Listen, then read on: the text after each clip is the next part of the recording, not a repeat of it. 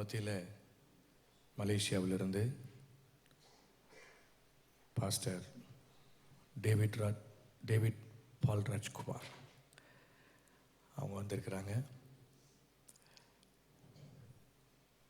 அவங்க இந்த நாளிலே நம்முடைய ஆராதனைகளிலே வந்தது நமக்கு ஒரு பெரிய பாக்கியம், நமக்கு ஒரு பெரிய ஸ்லாக்கியம். ஆமென். கர்த்தர் நல்லவர். அன்பான பாஸ்டர் அவர்கள் பல ஆண்டுகளாக நான் அறிவேன். வந்து டெய்லி ஸ்பிரிச்சுவல் டோஸ்ட்னு ஒன்று போடுவோம், ஞாபகம் இருக்கேன். வாட்ஸ்அப் குரூப்பில் வந்து நிறைய பேருக்கு சென்ட் பண்ணுவோம். அப்படி யாரோ ஒருத்தர் அவங்களுக்கு அனுப்பியிருக்கிறாங்க. ஸோ அதை கேட்டு பாஸ்டர் அவங்க என்னை வந்து உற்சாகப்படுத்தினாங்க. நல்லா பண்ணுறீங்க, நல்ல வார்த்தையை கொடுக்குறீங்க அப்படின்னு சொல்லி அந்த நாட்களில் உற்சாகப்படுத்தினாங்க. அப்படி தான் நாங்கள் தொடர்பானோம். தேவன் நல்லவர். அருமையான பாஸ்டர் அவங்க வந்து ஒரு தகப்பனின் உள்ளத்தை கொண்டவர்.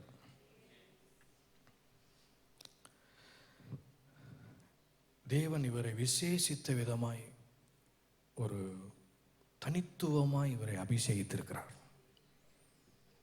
இவருடைய பிரசங்கங்களை நான் கேட்டிருக்கிறேன். அந்த பிரசங்கிக்கும் போதே அந்த வார்த்தைகள் வழியாக ஆண்டவர் ஒவ்வொருவரையும் உயிர்ப்பிக்கிறதை நான் பார்த்திருக்கிறேன்.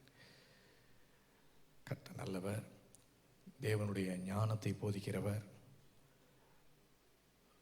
பிதாவினுடைய அந்த இதய துடிப்பை புரிந்து கொண்டு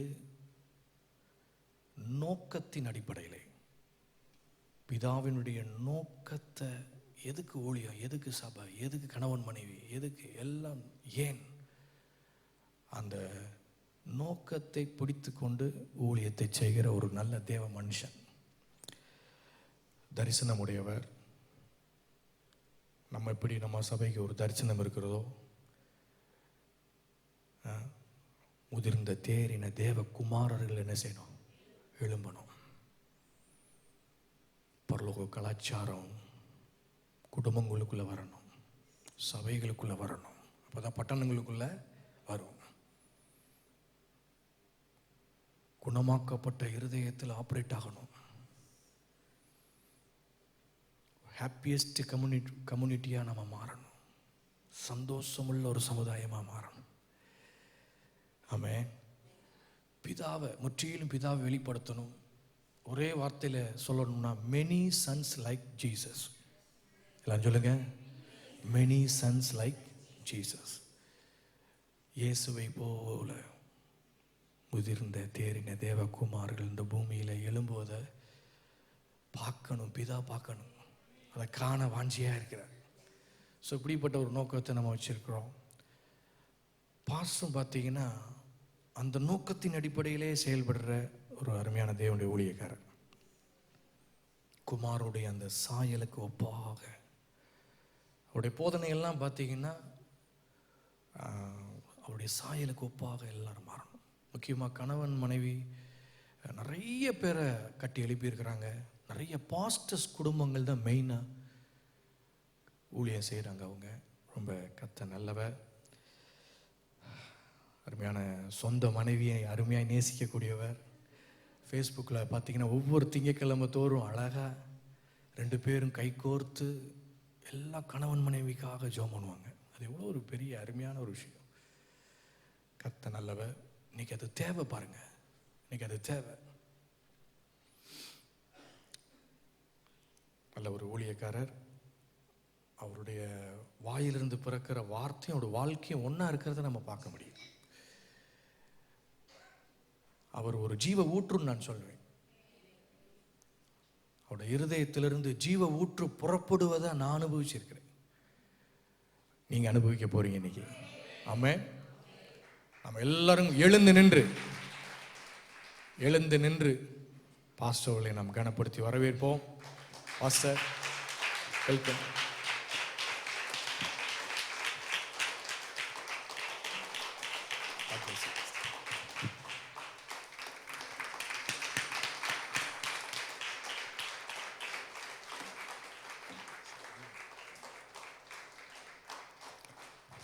நீங்கள் உட்கார வேண்டாம். லூக்கா 5வது அதிகாரம் 1வது வசனத்தை நிறைவேற்றுங்கள். என்ன எழுதிருக்கு படிங்க. லூக்கா 5:1. பின்பு அவர் நின்றபோது திரளான ஜனங்கள் தேவ வசனத்தை கேட்கும்படி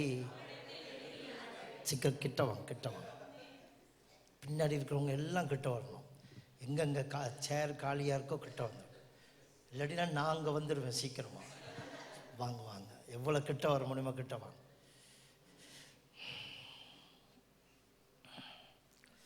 தேங்க்யூ. இன்னும் பின்னாடி உள்ளவங்கள வாங்க, இன்னும் வாங்க. ரொம்ப நன்றி. இன்னும் வாங்க.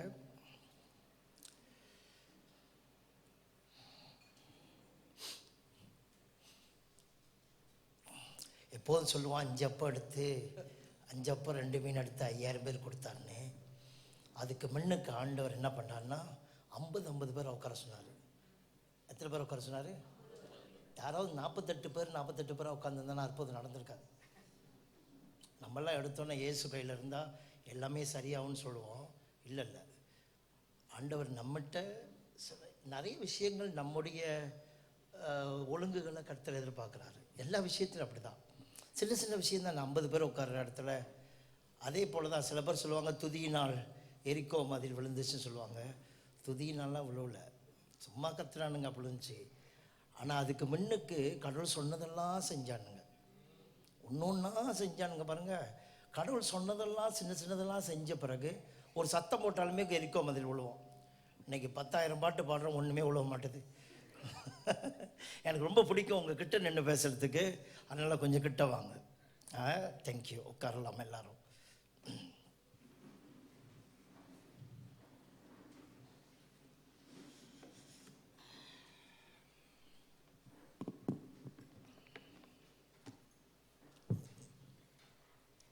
நான் ஒரு திருடன்.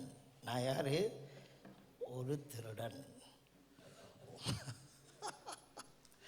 உங்கள் சபையிலேருந்து என்ன திருட்டு போகணுன்னு வந்தேன். உங்கள் சபையில் திருட வேண்டிய ஒன்று இருக்குது. என்னன்னா தேவனுடைய மகிமை.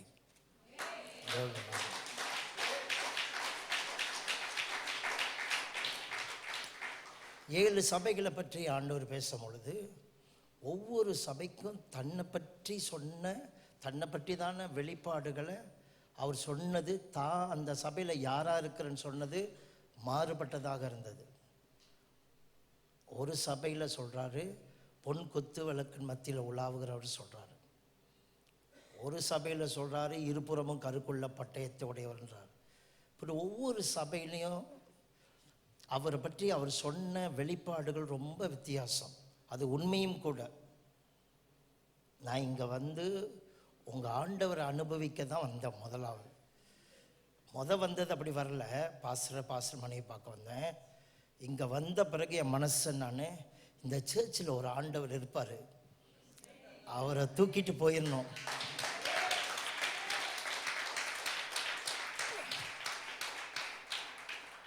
அவரை நிச்சயமாக எடுத்துகிட்டு போனேன்னா இந்த சர்ச்சில் உள்ள கிருபைகள், இங்கே பண்ணின எல்லா ஜெபங்கள், தேசத்துக்காக, ஊழியர்களுக்காக, குடும்பங்களுக்காக எத்தனை வருஷங்கள் இங்கே ஜெபம் பண்ணியிருப்பீங்க. பாஸ்டர் ஜெபிச்சிருப்பாரு. அதெல்லாம் உங்கள் மேலே ஆம் என்றும் ஆமேன் என்றும் வருவதாக. அது மட்டுமல்ல, அதெல்லாம் என் மேலேயும் என் குடும்பத்தின் மேலேயும் எங்கள் தேசத்தின் மேலேயும் இயேசுவின் நாமத்தில் வருவதா.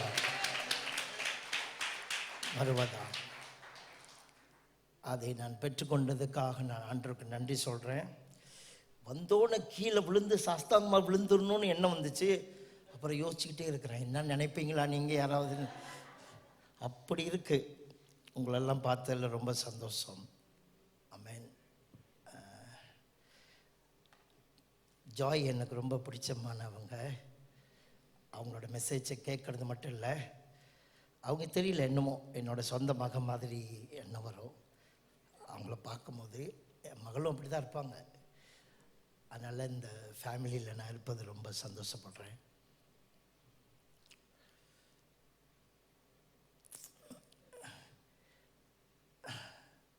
ஜஃபியா, ஜஃபான்னு எனக்கு 2 பெரிய பேர பிள்ளைங்க இருக்காங்க.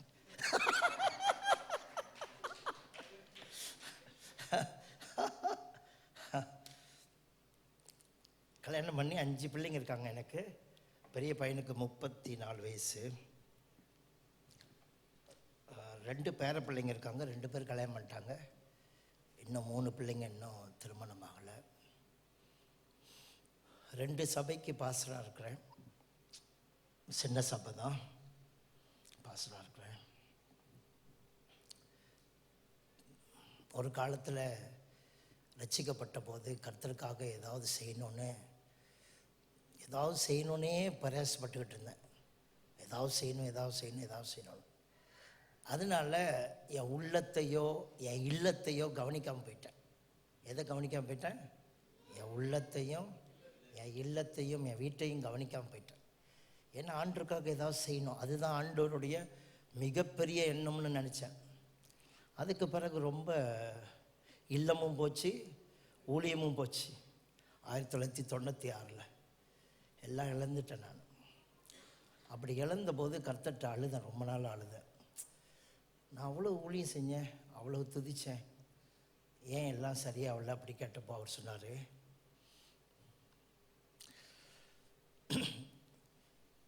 அவருடைய தீர்மானத்தின்படி அழைக்கப்பட்டவர்களாய் தேவனிடத்தில் அன்பு கூறுவர்களுக்கு சகலமும் நன்மைக்கு எதுவாக நடக்கும். ஆண்டு சொன்னார், அவரோட தீர்மானத்தை விட்டு நீ விலகிட்ட அப்படி சொன்னார்.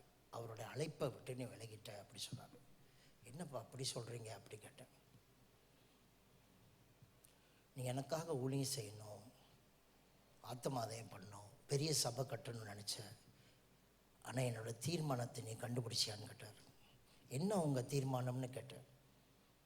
ரோமர் 8:28 சொன்னார், அவருடைய தீர்மானத்தின்படி அழைக்கப்பட்டவர்களுக்கு சகலமும் நன்மைக்கு எதுவாக நடக்குது.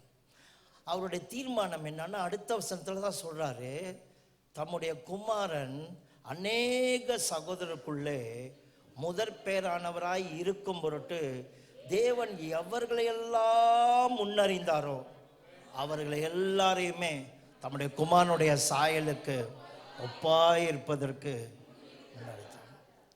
ஆண்டவர் சொன்னார், நீனே இவ்வளோ பெரிய காரியம் செய்யணும்னு நினச்சிக்கிட்டு இருக்க, என்னைக்காவது என்னோட குமாரனை மாதிரி இருக்கணும்னு விரும்புனியான்னு கேட்டார். மற்ற அழைப்பெல்லாம் தாயின் கருவில் வந்த அழைப்பு, வேறு அழைப்பெல்லாம் நான் அந்த பூமியில் கொடுக்குறேன். ஆனால் உலகம் தோன்றதுக்கு முன்பதாக முத உன்னை பார்த்தப்போ கிறிஸ்துவுக்குள்ளே தான் உன்னை பார்த்தேன். உங்கள் அம்மாவுடைய கருவறையில் இருக்கிறதுக்கு முன்பதாக கிறிஸ்துவின் கருவறையில் தான் நீ இருந்த. உலகமே தோன்றதுக்கு முன்பதாக நான் பார்த்தப்போ கிறிஸ்துவின் சாயலுக்கு ஒப்பா உன்னை வடிவமைக்கணும்னு. கிறிஸ்து ஒரே ஒரு ஜீசஸ் தான் இருந்தார் பரலோகத்தில். ஸோ நான் என்ன தேர்ந்தெடுத்தேன்னா எல்லாரையும் ஜீசஸ் ஆக்கணும் அப்படின்றதுக்காக உன்னை முன் குறித்தேன். ஆனால் நீ என்ன பண்ணுற? அன்பில் நடக்கிறதில்ல, மன்னிக்கிறதில்ல, பொறுமையாக இல்லை, யார் மேலேயோ கசப்பு வச்சிருக்க, இன்னும் போக மாட்டேற, செட்டில் பண்ணவே மாட்டேற. எனக்காக நீ ஏதாவது செய்யத்தான் பார்க்குற ஒழிய என்னை போல இருக்க மாட்டேன்னு சொன்னார். ரொம்ப பேர் ஆண்டவர்கிட்டேருந்து ஏதாவது பெற்றுக்கொள்ளணும்னு தான் நினைக்கிறோம் ஒழிய அவரை போல இருக்கவே மாட்டோம். அதிலிருந்து என்னோடய பாதையை கொஞ்சம் மாற்றிட்டேன். என்ன சொல்லிட்டேன்னா, ஆண்டவர்கிட்ட என்னை கொண்டு நீங்கள் எதை செய்கிறீங்களோ அதில் நான் கொஞ்சம் கூட சந்தோஷப்பட மாட்டேன். பட் எனக்குள்ளே நீங்கள் எவ்வளோ பெறுகிறீங்களோ அதுதான். நான் உங்களை எவ்வளோ நேசிக்க முடியுமோ, உங்களை எவ்வளோ அறிய முடியுமோ, உங்களை போல் எவ்வளோ ஆக முடியுமோ அதுதான் எனக்கு நீங்கள் கொடுக்குற பாக்கியம். மற்ற வெற்றிகள்லாம் பின்னானவைகளை நான் பார்ப்பேன். உங்களை அறிகிற அறிவு மேன்மை தான் எனக்கு பெருசு அப்படி சொன்னேன். அப்படி நான் சொன்ன பிறகு தான் ஊழியமே பெருக ஆரம்பிச்சிருச்சு. அவரை அறியணும், அவரை போல் ஆகணுன்னும் போது கர்த்தர் நிறைய காரியங்களை நம்மளை கொண்டு செய்கிறார். நிறைய மாற்றங்கள் இன்னும் மாறிக்கிட்டே இருக்கணும். இன்னும் சரியாக வேண்டிய விஷயங்கள் நிறையா இருக்குது. கர்த்தர் கிருபை கொடுப்பார், நடத்தி வருகிறார். Praise the Lord. இந்த சபையில் நீங்கள் என்னவா இருக்கீங்கப்பான்னு நான் கேட்டப்போ ஆண்டவர் சொன்னார், நான் வாசல்னு சொல்ல, நானே வாசல் இந்த சபைக்கு. நான் தான் வாசல். இங்கே வர்றவெல்லாம் இது இல்லை வாசல், நான் தான் வாசல். பாஸ்டர் இல்லை வாசல், அவர் தான் வாசல். யாரோ கூப்பிட்டதுனால இங்கே வந்திருக்கலாம். நோ நோ நோ, அவருடைய வாசலுக்குள் வந்துட்டீங்க. நானே வாசல், என் வழியாய் ஒருவன் உட்பிரவேசித்தால் உள்ளும் புறம்பும் மேய்ச்சலை கண்டடைவோம்.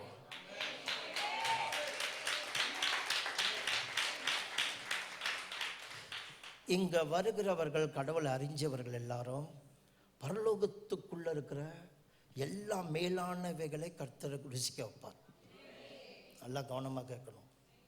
பரலோகத்துக்குள்ள இருக்கிற எல்லாமே, உள்ளுக்கு இருக்கிற எல்லா மேய்ச்சலும் நீங்கள் கண்டடைவீர்கள்.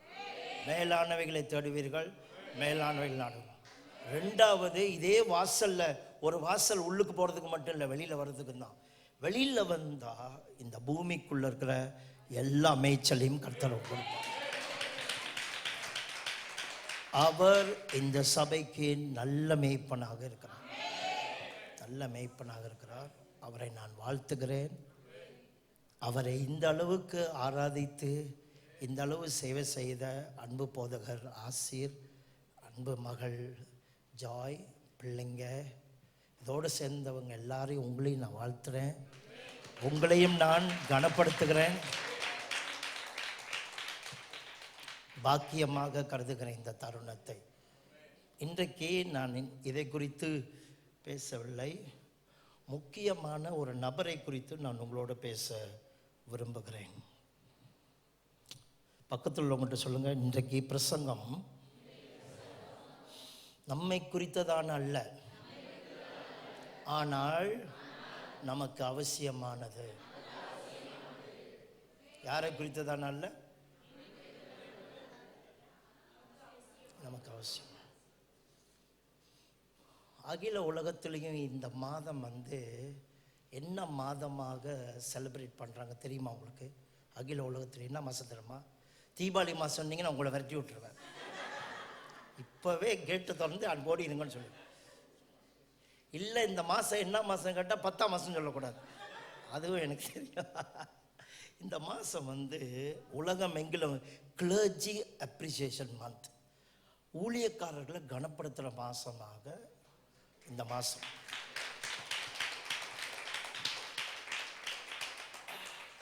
எல்லாரும் ஈஸ்டர் கொண்டாடுவோம், குட் ஃப்ரைடே கொண்டாடுவோம், என்னென்னமோ செய்வாங்க, கிறிஸ்மஸ் மாதம் அப்படி சொல்லுவாங்க.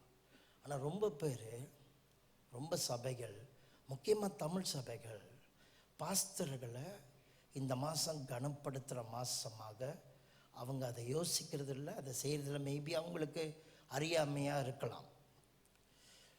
நான் அதை எந்த சபைக்கு போனாலும் இப்போ ஞாபகப்படுத்துகிறேன். உங்கள் பாஸ்டர் 52 வாரம் உங்களுக்கு பிரசங்கம் பண்ணுறாரு, உங்களை பற்றி பேசுகிறாரு, கடவுளை பற்றி பேசுகிறாரு, உங்களுக்கு பிளெஸ்ஸிங் வரணும்னு ஜெபிக்கிறாரு. ஆனால் அதில் ஒரு மாதமாவது அவரை பற்றி பேசணும், வாரம் வாரம் அவரை பற்றி ஏதாவது பேசணும். ஏன்னா நீங்கள் நினைக்கக்கூடாது, என்ன நம்ம மனுஷனை உயர்த்துறமானு இல்லைங்க, உங்களை கனம் பண்ணுகிறவன் என்னை கனம் பண்ணுகிறான். நீங்கள் நினைக்கிறீங்க கடவுள் அப்படி நேராக கனம் பண்ணிடலான்னு. எல்லா விஷயத்துலையும் பாதிக்கு பாதி தான் நீங்கள் அவரை நேராக கனம் பண்ண முடியும். பாதிக்கு பாதி எப்படி தான் கனம் பண்ணுறீங்க? உன் தகப்பனையும் தாயும் கனம் பண்ணும் போது அவரை கனம் பண்ணுகிறீர்கள். உன் தகப்பனும் தாயும் கனம் பண்ணும் போது, உன் புருஷனை நீ தலையாக மதித்து கிறிஸ்துவை கனம் பண்ணுறது போல் உன் புருஷனை நீ கனம் பண்ணினா அது கடவுளை கனம் பண்ணுறது. ஒரு மனைவியை கனம் பண்ணுறது, மனைவியை மதிக்கிறது, கடவுளை மதிக்கிறது. புரியுதுங்களா என்ன சொல்கிறேன்னு? ஒருவர் மதிக்கிறதெல்லாம் கடவுளை மதிக்கிறோம். தமிழர்கள் ஒரு ஆளை பார்த்தா வணக்கங்க இப்படி சொல்கிறாங்க. ஏன் தெரியுங்கம்மா வணக்கம்னு சொல்கிறாங்க? உனக்குள்ளே இருக்கிற தெய்வத்தை நான் வணங்குறேன், உனக்குள்ளே இருக்கிற தெய்வத்தை வணங்குறேன். கர்த்தர் சொல்கிறாரு, காண்கிற என்னை எப்படிடா நேசிக்க போகிற கேட்குறாரு. நீ எப்படி என்னை நேசிக்க முடியும்? அடிக்கடி எப்போதும் பார்க்குற உன் அம்மாவை, உன் அப்பாவை, உன் தம்பியை, உன் தங்கச்ச நீ நேசிக்கலன்னா, இந்த நம்ம சேர்ச்சில் உள்ளவங்கள நேசிக்கலன்னா, ஏன் இந்த மக்களை நேசிக்கலன்னா, இவங்கெல்லாம் அவருடைய சாயல் தெரியுங்களா? மனுஷன் எல்லாமே அவருடைய சாயல். Please honour the man. ரோட்டில் இருக்கிற பிச்சைக்காரனை கூட மதிக்கணும். நீங்கள் எல்லாரும் அவருக்குள் பிழைக்கிறார்கள், அவருக்குள் நடக்கிறார்கள், அவருக்குள்ள தான் அசைக்கிறார்கள். உள்ளுக்கு கடவுளுடைய சுவாசம் எல்லா மனுஷனுக்குள்ளே இருக்கு. we should respect them, we should love them. அதில் ரொம்ப கனத்துக்குரிய ஒரு ஆள் வந்து நம்ம பாஸ்டர் அம்மா. அவங்க குடும்பம்.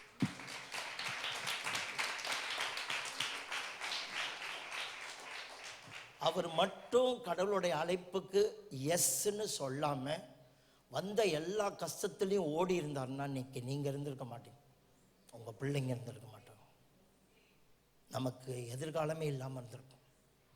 கர்த்தர் ஒரு மனுஷனை தேர்ந்தெடுத்து அவரின் இருதயத்துக்கு ஏற்றவன் என்று உணர்ந்து அவரை உண்மையுள்ளவன் என்று எண்ணி இந்த ஊழியத்துக்கு ஏற்படுத்தி இருக்கிறார்.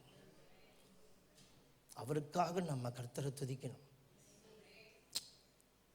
நான் மிகுந்த கடவுளுடைய பிரதிநிதியாக பரலோக தூதர்கள் இங்கே இருக்கிற பரலோக பணிவிடை செய்கிற தூதர்கள் மத்தியிலையும் சர்வ சங்கமாகிய சபையும் உள்ளுக்கு இணைத்து இந்த ஊழியக்காரனை நான் கனப்படுத்துகிறேன், அவன் மனைவியை கனப்படுத்துகிறேன், அந்த பிள்ளைகளை கனப்படுத்துகிறேன். எல்லாரும் எழுந்திருந்து கைகளை தட்டி வரும். Let us honour the man of God. Angels எல்லாருமே பணிவிடை செய்கிற தூதர்கள் எல்லாமே இவர்களை கனப்படுத்துகிறார்கள், இவர்களை வாழ்த்துகிறார்கள், இவர்களுக்காக நன்றி சொல்லுகிறார்கள்.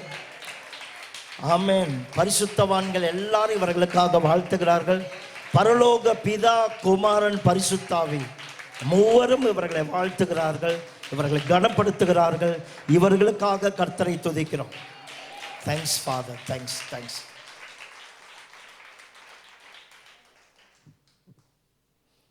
உட்காரலாம். பாஸ்டர்களை பற்றி, நம்ம பாஸ்டரை பற்றி பைபிளில் மெத்தாஃபோரில் உருவக சொல்ல சில வார்த்தைகள் உபயோகப்படுத்தியிருக்காங்க. என் மனசில் பட்டாம்பூச்சி பறக்குதுன்னு சொல்லுவாங்கள்ல, கொஞ்சம் ஹாப்பியாக இருந்துட்டா உண்மையாக பட்டாம்பூச்சி பறக்குது, அது என்ன சொல்கிறாங்களோ அதை எக்ஸ்பிளைன் பண்ண முடியல, அதுக்கு பட்டாம்பூச்சின்னு பேர் வச்சிடறாங்க.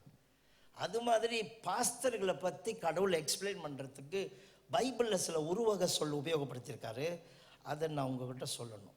1வது எபேசியர் புஸ்தகத்தில் 4வது அதிகாரத்தில் பார்ப்போம் நம்ம பாஸ்டர் யாருன்னு பைபிள் சொல்லுதுன்னு. 4வது அதிகாரம் பைபிள் எடுக்க முடிஞ்சவங்க எனக்கு ஒரு உதவி செய்யணும், டக்கு டக்குன்னு வாசிச்சிங்கன்னா ஒரு மைக்கில் ஈஸியாக இருக்கும். 4வது அதிகாரம் 8வது வசனத்திலிருந்து வாசிங்கள். மைக் கொடுங்கம்மா. யாராவது டக்குன்னு திருப்பி படிச்சிங்கன்னா மைக் கொடுங்க. ஆதலால் அவர் உன்னதத்திற்கு ஏறி சிறைப்பட்டவர்களை சிறையாக்கி மனுஷர்களுக்கு வரங்களை அளித்தார் என்று சொல்லியிருக்கிறார். மனுஷர்களுக்கு வரங்களை அளித்தார் என்று சொல்லியிருக்கிறார்.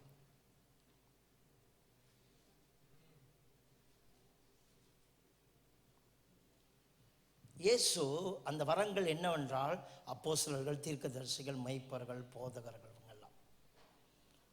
இயேசு இந்த பூமியில் இருந்த பொழுது அவர் ஒரு அப்போஸ்தலனாக இருந்தார், அவரே ஒரு தீர்க்கதரிசியாக இருந்தார், அவரே ஒரு நல்ல மெய்ப்பனாக இருந்தார், அவரே ஒரு நல்ல போதகராக இருந்தார், அவரே ஒரு நல்ல எவாஞ்சலிஸ்டாக இருந்தார். அவர் உன்னதத்துக்கு ஏறின பிறகு தன்னை பங்காக தன்னையே இந்த பூமிக்கு கொடுத்தார் என்றால் ஒரு கிஃப்டாக, அது நம்மளுடைய பாஸ்டர் தான். பாஸ்டர் என்பவர்கள் 1வது எழுதி கொள்ளுங்க, pastor is the gift of God. கடவுள் கொடுத்த ஒரு வரம். எழுதிக்கோங்க, கடவுள் கொடுத்த ஒரு வரம். அதாவது நல்லா கவனிக்கணும், ஒரு முக்கியமான ஸ்டேட்மெண்ட் சொல்ல போறேன். எல்லாருக்கும் வரங்களை கொடுத்திருக்கிறார். பைபிளில் பார்க்குற 1 கொரிந்தியர் 12 வரங்களை கொடுத்திருக்கிறாரு, ரோமர் 12 வரங்களை கொடுத்திருக்கிறாரு. இப்போ 1 பேதுரு 4வது அதிகாரத்தில் சில வரங்கள் இருக்கு. இப்படி வரங்களை பைபிளில் மனுஷர்களுக்கு கடவுள் கொடுத்ததை பார்த்துருக்கிறேன். ஆனால் ஒரு மனுஷனையே வரமாக கொடுத்துருக்கிறாருன்னா அது போதகர்கள் தான். ஒரு மனுஷனையே கடவுள் வரமாக கொடுத்துருக்கிறார், ஒரு மனுஷனையே கடவுள் கிஃப்டாக கொடுத்துருக்காருங்க. நம்ம பாஸ்டருங்க, நம்ம பாஸ்டர் அம்மா கடவுள் கொடுத்த வரங்க, கிஃப்ட்டுங்க. அவர் எதுக்கு கொடுத்தாருன்னா அடுத்த 2 வசனம் கழிச்சு வாசிங்க. ஏறினார் என்பதினாலே இல்ல அடுத்த வசனம். நெக்ஸ்ட் இறங்கினவரே எல்லா அடுத்தது. மேலும் நாம் அனைவரும் தேவனுடைய குமாரனை பற்றும் விசுவாசத்திலும் அறிவிலும் ஒருமைப்பட்டவர்களாகி. இயேசுவை விசுவாசிக்கிற விஷயத்துல மாறுபட்ட கருத்து நமக்கு இருக்கக்கூடாதான். நம்ம எல்லாரும் ஒரே சத்தியத்தை பின்பற்றினா தான் ஒற்றுமையாவே இருக்க முடியும். நம்ம எல்லாரையும் ஒற்றுமைப்படுத்தி, ஆமென், அவர் அறிகிற அறிவில் விசுவாசத்துல நாம ஒருமைப்பட்டவர்களாகணும்.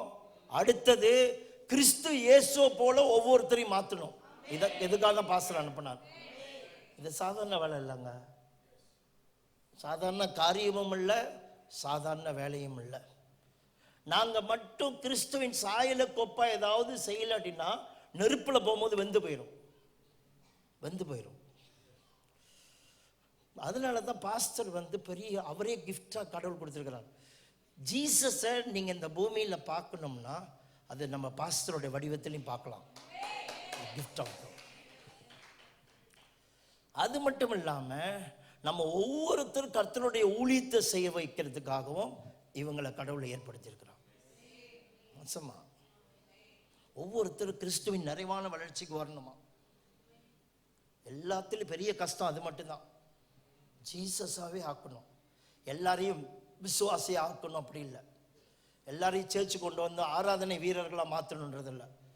கிறிஸ்துவை போலவே ஏதாவது ஒரு ஸ்ட்ரக்சர் கொடுத்துருப்பாங்க. நான் கவனிங்க, ஒரு வரைபடம் கொடுத்துருந்தாங்கன்னா இந்த வரைபடத்து பிரகாரமாக இந்த பில்டிங் அமைக்கணும், இந்த கட்டடத்தை அமைக்கணும், இந்த வரைபடம் பிரகாரமாக அந்த காரை செய்யணும். அப்படின்னா கடவுள் சபைக்கு கொடுத்த வரைபடமே ஜீசஸ் தான். ஜீசஸாவே ஆகணும் நீங்க எல்லாம், நாம எல்லாம். அதுக்கு கடவுள் கொடுத்த பெரிய வரம் இவரு, உங்க மனைவி. இவர் ஏற்படுத்துற சில பேர் கடவுள் வரமாவே நம்ம கொடுத்துருக்குறோம். இந்த வரத்துக்காக நான் ஆண்டவருக்கு நன்றி சொல்றேன். யாராவது கிஃப்ட் வச்சிருந்தா, அது இவ்வளவு பெரிய கிஃப்ட், உலகத்திலே பெரிய ஒரு கிஃப்ட்டை கொடுத்தா எவ்வளவு சந்தோஷப்படுவீங்க. பிதா குமாரன் பரிசுத்தாவி இவங்களை தவிர, பெற்றோர்களை தவிர, புருஷனை தவிர, மனைவியை தவிர கர்த்தர் கொடுத்த பெரிய கிஃப்ட் பாஸ்டர் மனைவி. இப்போ நான் மேலே சொன்னல, இவங்கெல்லாம் கடவுள் கொடுத்த நமக்கு கிஃப்ட் தான். இரண்டாவது பைபிள் ஊழியக்காரன் என்ன சொல்றதுன்னு பார்ப்போம். மத்தேயு 23வது அதிகாரம். நான் உருவக சொல் பற்றி தான் யூஸ் பண்ண போறேன். மெத்தஃபோர்ல என்ன சொல்லுதுன்னு தான். ரெண்டாவது பைபிள் பாஸ்டர் என்ன தெரியுமா சொல்லுது? ஒரு தாய் பறவைக்கு ஒப்பிடுது. தாய் பறவை. நீங்க மத்தேயு 23வது அதிகாரத்துல 34வது வசனம் வாசிங்க. 34வது வசனம், அப்புறம் 37ல இருந்து. ஆகையால் இதோ தீர்க்கதரிசிகளையும் ஞானிகளையும் வேதபாரகர்களையும் உங்களிடத்திலே நான் அனுப்புகிறேன். இதான் கர்த்தர் அனுப்புறாரு. உங்களிடத்துல கர்த்தர் தீர்க்கதரிசி அனுப்பியிருக்கிறாரு, ஞானியை அனுப்பியிருக்கிறாரு, ஒரு வேத பாரகனை அனுப்பியிருக்கிறேன். அவர்களை சிலர் நீங்கள் கொன்று சிலுவையில் அறைவீர்கள், சிலரை உங்கள் ஆலயங்களில் வாரினால் அடித்து ஊருக்கு ஊரு துன்பப்படுத்துவீர்கள். 37வது வசனம் வாசிமா. எருசலேமே எருசலேமே தீர்க்கதரிசிகளை கொலை செய்து உன்னிடத்தில் அனுப்பப்படுகிறவர்களை கல்லெறிகிறவர்களே, கோழி தன் குஞ்சுகளை தன் சிறகுகளின் கீழே கூட்டி சேர்த்து கொள்ளும் வண்ணமாக. இந்த ஊழியக்காரனை பயன்படுத்தி கடவுள் ஏன் ஊழியக்காரனை அனுப்புறான்னா, கோழி எப்படி தன் சிறகுகளை தன் கோழி குஞ்சுகளை கூட்டி சேர்த்து கொள்ளுதோ, அப்படி கடவுள் என்ன பண்றாரு? பாஸ்டர் மூலமாக, அவங்க மனைவி மூலமாக, அவங்க பேசுற வார்த்தையின் மூலமாக, அவங்க உங்க மேல காட்டுற அந்த பரிவு மூலமாக உங்களை கர்த்தர் அவர் பக்கிட்டு கூட்டி சேர்க்கிற ஒரு தாய் குருவியை போல இருக்கிறாங்க, தாய் பறவையை போல இருக்கிறாங்க. நல்லா கவனிங்களேன். தாய் பறவை எப்ப இந்த குஞ்சுகளை இங்க வச்சுக்கணும்னா, அது அது குஞ்சுகள் இப்படி வச்சிருக்கும் பொழுது, இப்போ நம்ம தாயெல்லாம் பிள்ளைகளுக்கு பால் கொடுக்குறீங்கல்ல, அந்த பால் கொடுக்கறதே நிறைய நோய்களை எதிர்த்து தள்ளிடும். நிறைய பிள்ளைங்களை நோய் எதிர்ப்பு சக்தி உருவாக்கிறோம். ஆனால் கோழி குஞ்சுகள் அந்த ரெக்கை கீழே இருக்கும் பொழுது நோய்கள்லாம் எதிர்க்கிற சக்தி அங்கே வந்துடும். எந்த கோழிக்கு டாக்டர் இருக்கலாம்? நம்ம வீட்டில் வளர்க்குற எந்த கோழிக்கு டாக்டர் இருக்கலாம்? எல்லாமே தாயோடைய சிறகு தான். நீங்கள் உங்கள் பாஸ்டர்கிட்ட பட்டும் படாத ஒரு ஆளாக இருக்கக்கூடாது. நீங்கள் தூரத்தில் இருந்தாலும் உங்கள் மனசெல்லாம் இந்த சர்ச் காட் மேலே, சர்ச் மேலே, உங்கள் ஃபேமிலி மேலே, உங்கள் பாஸ்டர் மேலே இருந்துகிட்டே இருக்கு. என்ன பண்ணினாங்கன்னா, தேவன் அனுப்பின ஒவ்வொரு தீர்க்கதரிசிகளையும் துன்பப்படுத்திக்கிட்டே இருந்தானுங்க. ஆண்டவர் ஒரு வார்த்தை சொன்னார், கர்த்தருடைய நாமத்தில் வருகிறவர் ஸ்தோத்தரிக்கப்பட்டவர் என்று நீங்கள் ஏற்றுக்கொள்கிற வரைக்கும் இந்த வீடு பாழாய் போயிடும். வீடு பாழாய் போயிடும். நம்ம வீடு, நம்ம குடும்பம், நம்ம வாழ்க்கை கர்த்தருடைய எப்பயுமே. தம்பி இங்கே பாருங்களேன், இங்கே வாடா தம்பி, நீ வா, இங்கே நெல்ல, கீழே இருங்கடா, இவ்வளோ உயரமாக இருக்கிற, இப்படி எடுத்துட்டு இன்னொரு நாளைக்கு பிறக்கும் போது கட்டையா போகிற, எனக்கு ஏன்டா கஷ்டம் கொடுக்குற, கையை வெறி. இதுக்கு பின்னாடி காட்டோடைய சிறகு இருக்கு. உங்கள் பாஸ்டரோட பின்னாடி பறந்து காக்கும் பட்சியை போல். ரொம்ப பேருக்கு பாஸ்டரோட முகம் தான் தெரியுது, அதுக்கு பின்னாடி கடவுளோட முகம் தெரியுறதில்ல, கடவுளுடைய ரெக்க தெரியுறதில்ல. ஒரு பாஸ்டருடைய சிறகு ரெக்க எப்படிப்பட்டது தெரியுமா? அப்படியே எல்லா ஜனங்களையும், எல்லா குடும்பங்களையும் அப்படியே மூடக்கூடாது. அதனால தாங்க மோசஸ் என்ற ஒரு மனுஷன் மலை உச்சியில போயிட்டு கையை உயர்த்துறான், எல்லா மக்களும் ஜெயிக்கிறானுங்க. மோசே கையை கீழே இறக்குறான், எல்லா மக்களும் தோத்து போறானுங்க. வெற்றி என்பது உன்னுடைய திறமையில் அல்ல பிரதா, உன்னுடைய ஓட்டத்தில், உன்னோட பணத்தில் இல்லை, உனக்கு பின்னால ஒரு தெய்வ மனுஷன் கையில். என் கண்ணு கலங்குது இதெல்லாம் சொல்லும் போது. டீனோ எவ்வளோ முக்கியம் நம்ம பாஸ்டர். நம்மளை காப்பாற்றி விட்ட கடவுள் இவங்களை வச்சு தான் நம்மளை காப்பாற்றி விட்றாரு.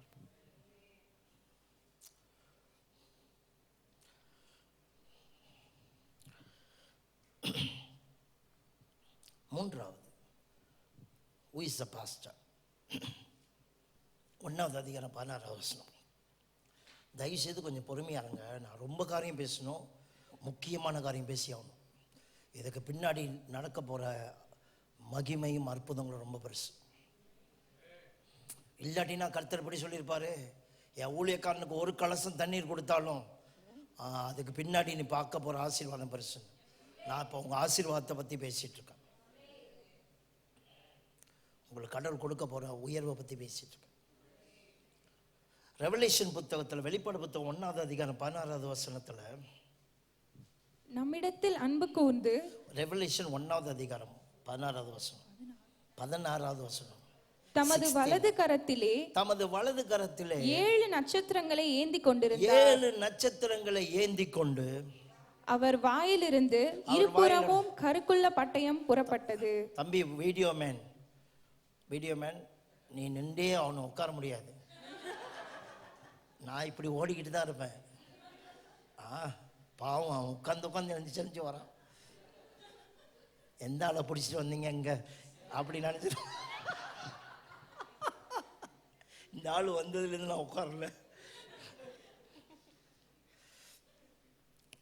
ஆண்டவர் ஒரு ஆச்சரியமான காரியம் நடந்துச்சு.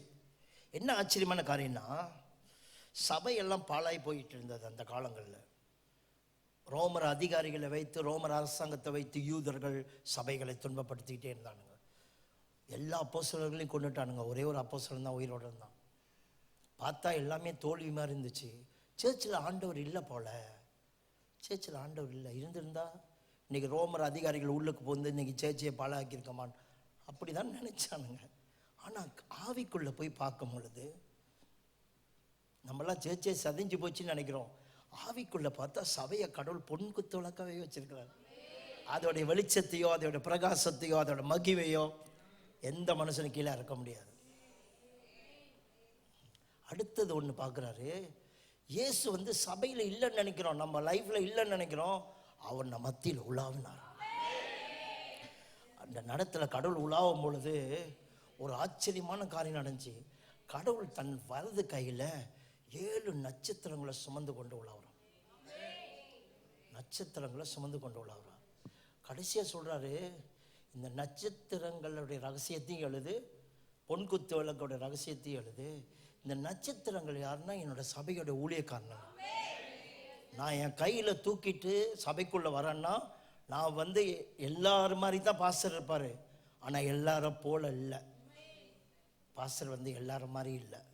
கடவுளுடைய கையில் நட்சத்திரங்களாக கர்த்தர் நம்ம வைத்திருக்கார். அவங்க சூரியன் இல்லை, சூரியன் வந்து கர்த்தர் தான். ஆனால் கர்த்தருடைய முகத்தில் வருகிற பிரகாசத்தை அவர்கள் பெற்றுக்கொண்டு உங்கள்கிட்ட அனுப்புகிறவர்கள். உங்களுக்கு தெரியுமா, இருளான நேரத்தில் சூரியன் வேலை செய்யாது, ஆனால் சூரியன்கிட்டேருந்து பெற்றுக்கொண்ட நட்சத்திரங்கள் பிரகாசிக்கும். அதனால தான் பவுல் 2 கொரிந்தியர் 4:6-7 சொல்கிறாரு, இருளிலிருந்து வெளிச்சத்தை பிரகாசிக்க சொன்ன தேவன் இயேசு கிறிஸ்துவின் முகத்தில் உள்ள அறிவாகிய ஒளியை தோன்ற பண்ணும் பொருட்டு எங்கள் இருதயங்களில் பிரகாசித்தார். ஒரு ஊழியக்காரனுடைய இருதயத்தில் கர்த்தர் தம்முடைய முகத்தில் உள்ள அறிவாகிய ஒளியை தோன்ற பண்ணியிருக்கார். ஸோ அவர்கள் என்ன செய்கிறாருன்னா, ஆண்டவர் உங்களை கடவுள் தொடணும்னா கர்த்தர் எப்போ வந்தாலும் உங்களோட ஊழியக்காரனோட தான் வர்றார். உங்கள் மத்தியில் கடவுள் ஊழியக்காரனோட தான் உள்ளவரார். அவர்கள் கையில் உள்ள வலது கையில் உள்ள ஒரு நட்சத்திரங்க, வலது கை சொல்லுங்க, வலது கை பராக்கிரம் செய்கிற அவரோட கையில் தன்னோட ஊழியக்காரனை சுமந்து கொண்டு தான் உள்ளவரார். பிதா ஏதாவது சொல்லணும்னா குமாரன் மூலம் தான் சொல்லுவார். அங்கே நீங்கள் படித்து பார்க்கலாம். குமாரன் மூலம் தான், குமாரன் தான் சபைக்குள்ள பேசுகிறார். ஜீசஸ் தான் சபையில் பேசுகிறார். எல்லா சபைகள்கிட்டையும் ஜீசஸ் பேசுகிறாரு. ஆனால் முடிக்கும் போது அந்த வசனம் என்னமா சொல்லுது, ஆவியானவர் சபைகளுக்கு சொல்லுகிறதை காதுள்ளவர்கள் கேட்க கிடையாது.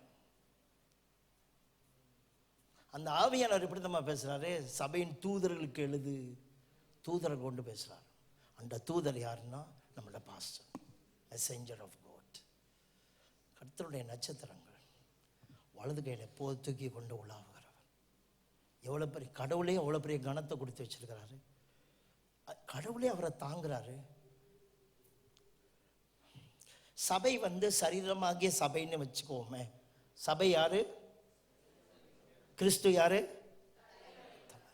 கையில் சுமந்து கொண்டு வர்றதுனா என்ன அர்த்தம் தெரியுமா?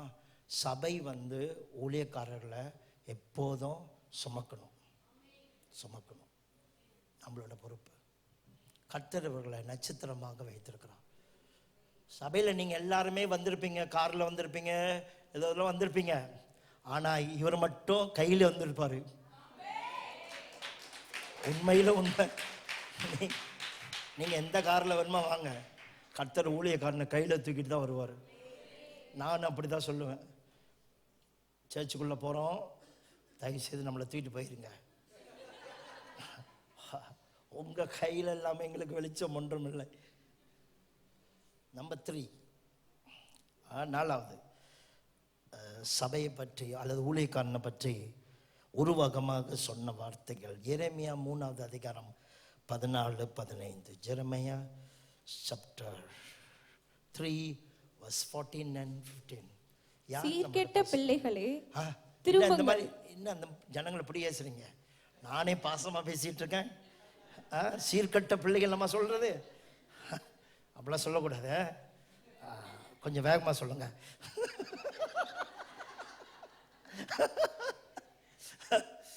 சொல்லுங்க.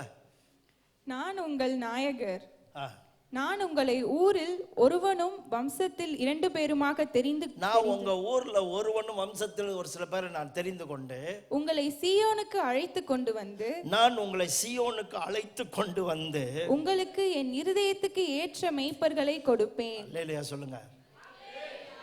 என் இருதயத்தை நான் பார்த்து என் இருதயத்துல ஏற்ற மேய்ப்பர்களை உங்களுக்கு கொடுப்பேன்.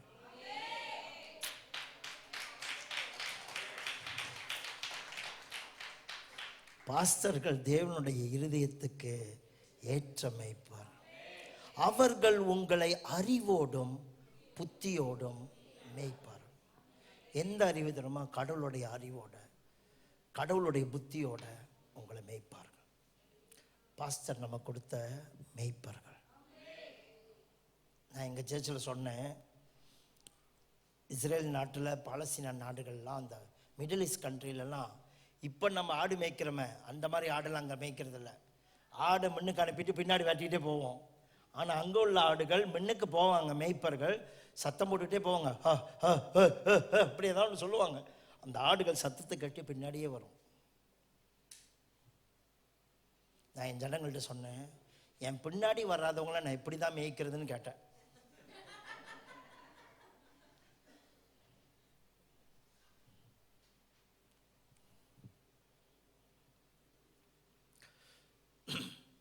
நம்ம எல்லாரும் இந்த சபையுடைய மந்தைகள், ஆடுகள்.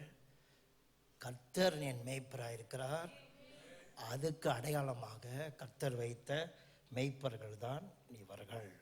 அப்போஸ்தலர் 20வது அதிகாரம் 28வது வசனம் வாசிங்கள். அப்போஸ்தலர் 20:28. ஆகையால் உங்களை குறித்தும் தேவன் தம்முடைய சுய இரத்தத்தினாலே சம்பாதித்துக் கொண்ட தமது சபையை மேய்ப்பதற்கு பரிசுத்த ஆவி உங்களை கண்காணிகளாக வைத்த மந்தை முழுவதையும் குறித்தும் எச்சரிக்கையாயிருங்கள். இதுதாங்க இந்த பாஸ்டர்களுக்கு பெரிய பொறுப்பு. இதுதான். அவங்கள குறித்து ரொம்ப எச்சரிக்கையா இருக்கணும். ரொம்ப எச்சரிக்கையா அவங்கள குறித்து ரொம்ப எச்சரிக்கையா இருக்கணும். ஆண்டவர் ரத்தத்தால் சம்பாதித்த இந்த சபையை குறித்து எச்சரிக்கையா இருக்கணும். சபையை மேய்ப்பதற்கு பரிசுத்த ஆவி கண்காணிகளாக வைத்த மந்தை முழுவதையும் குறித்து. யாக்கோபு யூதா புத்தகத்தில் ஒரு அதிகாரம் தான், அதில் படித்தேன். யார் கள்ள போதகர்கள், கள்ள விசுவாசிகளை போயிட்டானுங்கன்னா அவர்கள் தங்களை தாங்களே மேய்த்து கொள்வார்களாம். மார்க்கம் தப்பி அலைகிற நட்சத்திரங்கள். அவனுங்க இடத்த விட்டுலாம் ஓடிக்கிட்டு இருப்பாங்க. அந்த மாதிரி யாரும் இருந்துடாதீங்க. உங்களை நீங்களே மேய்க்காதீங்க. நான் உங்கள்கிட்ட கேட்குறேன், can pastor reach out to you? உங்கள்கிட்ட அவரால் சுலபமாக பேச முடியுதா? சுலபமாக உங்களை கண்டிக்க முடியுமா? சுலபமாக உங்களை நடத்த முடியுமா? அந்த உரிமையை நீங்கள் கொடுத்துருக்கீங்களா? அதான் முக்கியம். அந்த உரிமையை நீங்கள் கொடுத்துருக்கீங்களா?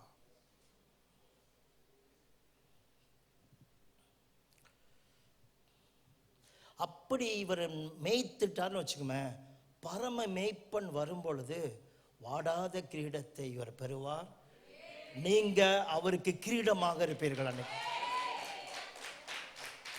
நீங்க நினைக்காதீங்க இந்த பாதை இப்பயோ முடிய போகுது, இதோட முடிய போகுதுன்னு. இல்லைங்க, அவர் வருகையில் நீங்க தான் அவருடைய புகழ்ச்சியும் கிரீடமா இருப்பீங்க. இந்த பூமியில நீங்க தான் இவர் போதிக்கிற நிருபங்களாக இருப்பீங்க. நீங்க எல்லாரும் பைபிள் தூக்கிட்டு வந்தீங்க, ஆனா மக்கள் வாசித்து பின்பற்ற போற நிருபங்கள் நீங்க தான். பவுல் சொல்றாரு, நாங்க எங்கேயாவது ஊழியத்துக்கு போனா உபசார நிருபங்கள் எங்களுக்கு தேவையா? இவர் ஊழியம் எப்படி செஞ்சிருக்காரு, அப்படி செஞ்சிருக்காரு, இப்படி ஊழியம் செஞ்சிருக்காரு, அப்படி உபசார நிருபங்கள் தேவையா? எங்களை பத்தி யாராவது ரெக்கமெண்ட் பண்ணுமா? அல்லது இவர் பாஸ்டர் மலேசியாவுக்கு வர போறாரு, மலேசியாவுக்கு வர போனா நீங்க எங்கேயாவது லெட்டர் வாங்கிட்டு வாங்க, நீங்க யாரு எவரு எல்லாம் உறுதிப்படுத்துங்க அப்படி சொல்ல முடியுமா? வேலைக்கு வேணும்னா அப்படி போகலாம். வேலைக்கு வேணும்னா ரெக்கமெண்டேஷனோ அல்லது மற்ற காரியங்களா இருக்கும், என்னென்ன அனுபவம் இருக்கணும். ஆனா பாஸ்டர்களுக்கு இருக்கிற ஒரே ஒரு இது தெரியுங்களா, உபசார நிருபம் என்ன தெரியுமா? இந்த நீங்க தான். இவர் போதிச்ச போதனையோடைய வாழ்க்கையை நீங்க வாழ்வீங்க பாருங்க. உபசார நிருபங்களாக இருப்பீங்க பாருங்க. இந்த வசனத்தை படிச்சா நல்லா இருக்கும்னு நினைக்கிறேன். 2 கொரிந்தியர் 3வது அதிகாரம் நினைக்கிறேன். 2 கொரிந்தியர் 3வது அதிகாரம்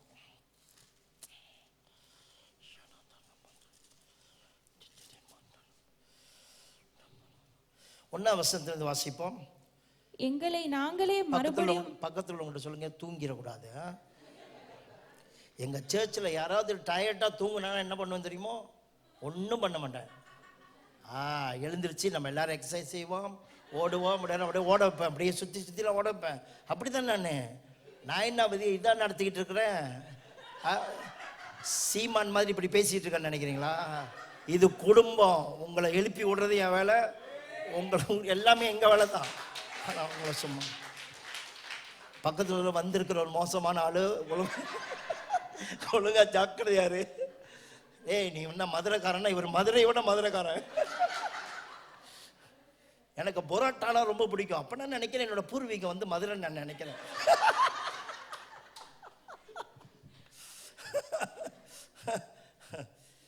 எங்கள் அம்மா அப்பாலாம் தாத்தா பாட்டி முன்னு, தாத்தா பாட்டிக்கு முன்னுக்கு எல்லாம் இங்கேருந்து தான் போயிருக்காங்க. ஆனால் எந்த ஊருன்னு தெரியாமல் போச்சு. அப்போ நான் சாப்பாடை வச்சு கண்டுபிடிக்கிறது. எனக்கு சாப்பாடு ரொம்ப பிடிக்கும்னா நான் மதுரைக்காரனாக தான் இருக்க முடியும். அதுவும் இந்த பாஸ்டர் இருக்காரு, கொண்டு போய் பெரிய பெரிய சாப்பாடு ஹோட்டலில் சாப்பாடு கொடுறாரு. எனக்கு இந்த ரோட்டில் போகிற எல்லா சாப்பாடும் வேணும். நான் அந்த மாதிரி ஆள். நேற்று டீக்கு போயிட்டு விலை கூட உள்ள டீ வாங்கி தராரு. நான் அந்த ரோட்டில் போகிற சும்மா அப்படிலாம் அடிச்சுட்டு போகிற ஆள். ஏன்னா மதுரைக்காரன்.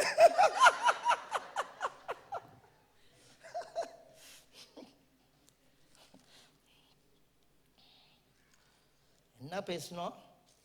2 கொரிந்தியர் பேசணும். 3வது அதிகாரத்துக்கு வருவோம், 1வது வசனத்திலிருந்து. அதனால யாராவது தூங்கிடாதீங்க. கட்டா பையன் சாரிவன், தயவுசெய்து தூங்கிடாதீங்க. 3வது அதிகாரம் 1வது வசனம் படிங்க. எங்களை நாங்களே மறுபடியும் மெச்சிக்கொள்ள தொடங்குகிறோமோ அல்லது சிலருக்கு வேண்டியதா இருக்கிறது போல உங்களுக்கு உபசார நிருபங்களை அனுப்பவும் உங்களிடத்தில் உபசார நிருபங்களை பெற்றுக்கொள்ளவும் எங்களுக்கு வேண்டியதோ? எங்கள் இருதயங்களில் எழுதப்பட்டும் எங்கள் இருதயங்களில் எழுதப்பட்டும் சகல மனுஷரால் அறிந்து வாசிக்கப்பட்டும் இருக்கிற எங்கள் நிருபங்கள் நீங்கள் தான். இதெல்லாம் பேசும்போது எனக்கு கண்ணு கலங்குதுன்னு தெரியல. ஒரு பாஸ்டருடைய இருதயத்தில் எழுதப்பட்ட வேதம் நீங்க. எல்லாராலும் வாசிக்கப்படுகிற நிருபம் நீங்க.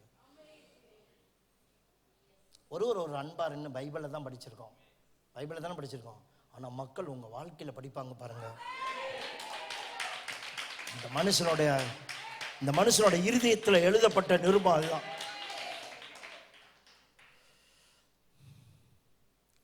வலது கை சேர்ந்து இடது கை தெரியக்கூடாதுன்னு தானே எழுதியிருக்கோம். ஆனால் நீங்கள் எல்லாருக்கும் உதவி செய்வீங்க, யார்கிட்டையும் சொல்லி காமிக்க மாட்டீங்க, கை மாறுதெல்லாம் கருத மாட்டீங்க. நிருபங்கள் யாரு மேலே கோவப்பட்டா சீக்கிரமாக போய் ஒப்புரவாகிடுவீங்க, சீக்கிரம் போய் நல்மனம் பொருந்திடுவீங்க. நிருபம்.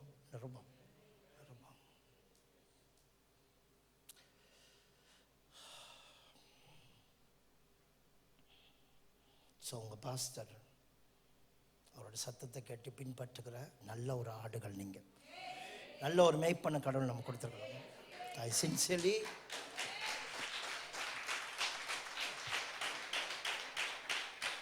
போன வாரம் ஞாயிற்றுக்கிழமை கூட என்னுடைய ஆவிக்குரிய மகன் ஆகிய பாஸ்டர் ஜெபராஜ் சர்ச்சில் சென்னையில் இதை பற்றி தான் பேசினேன்.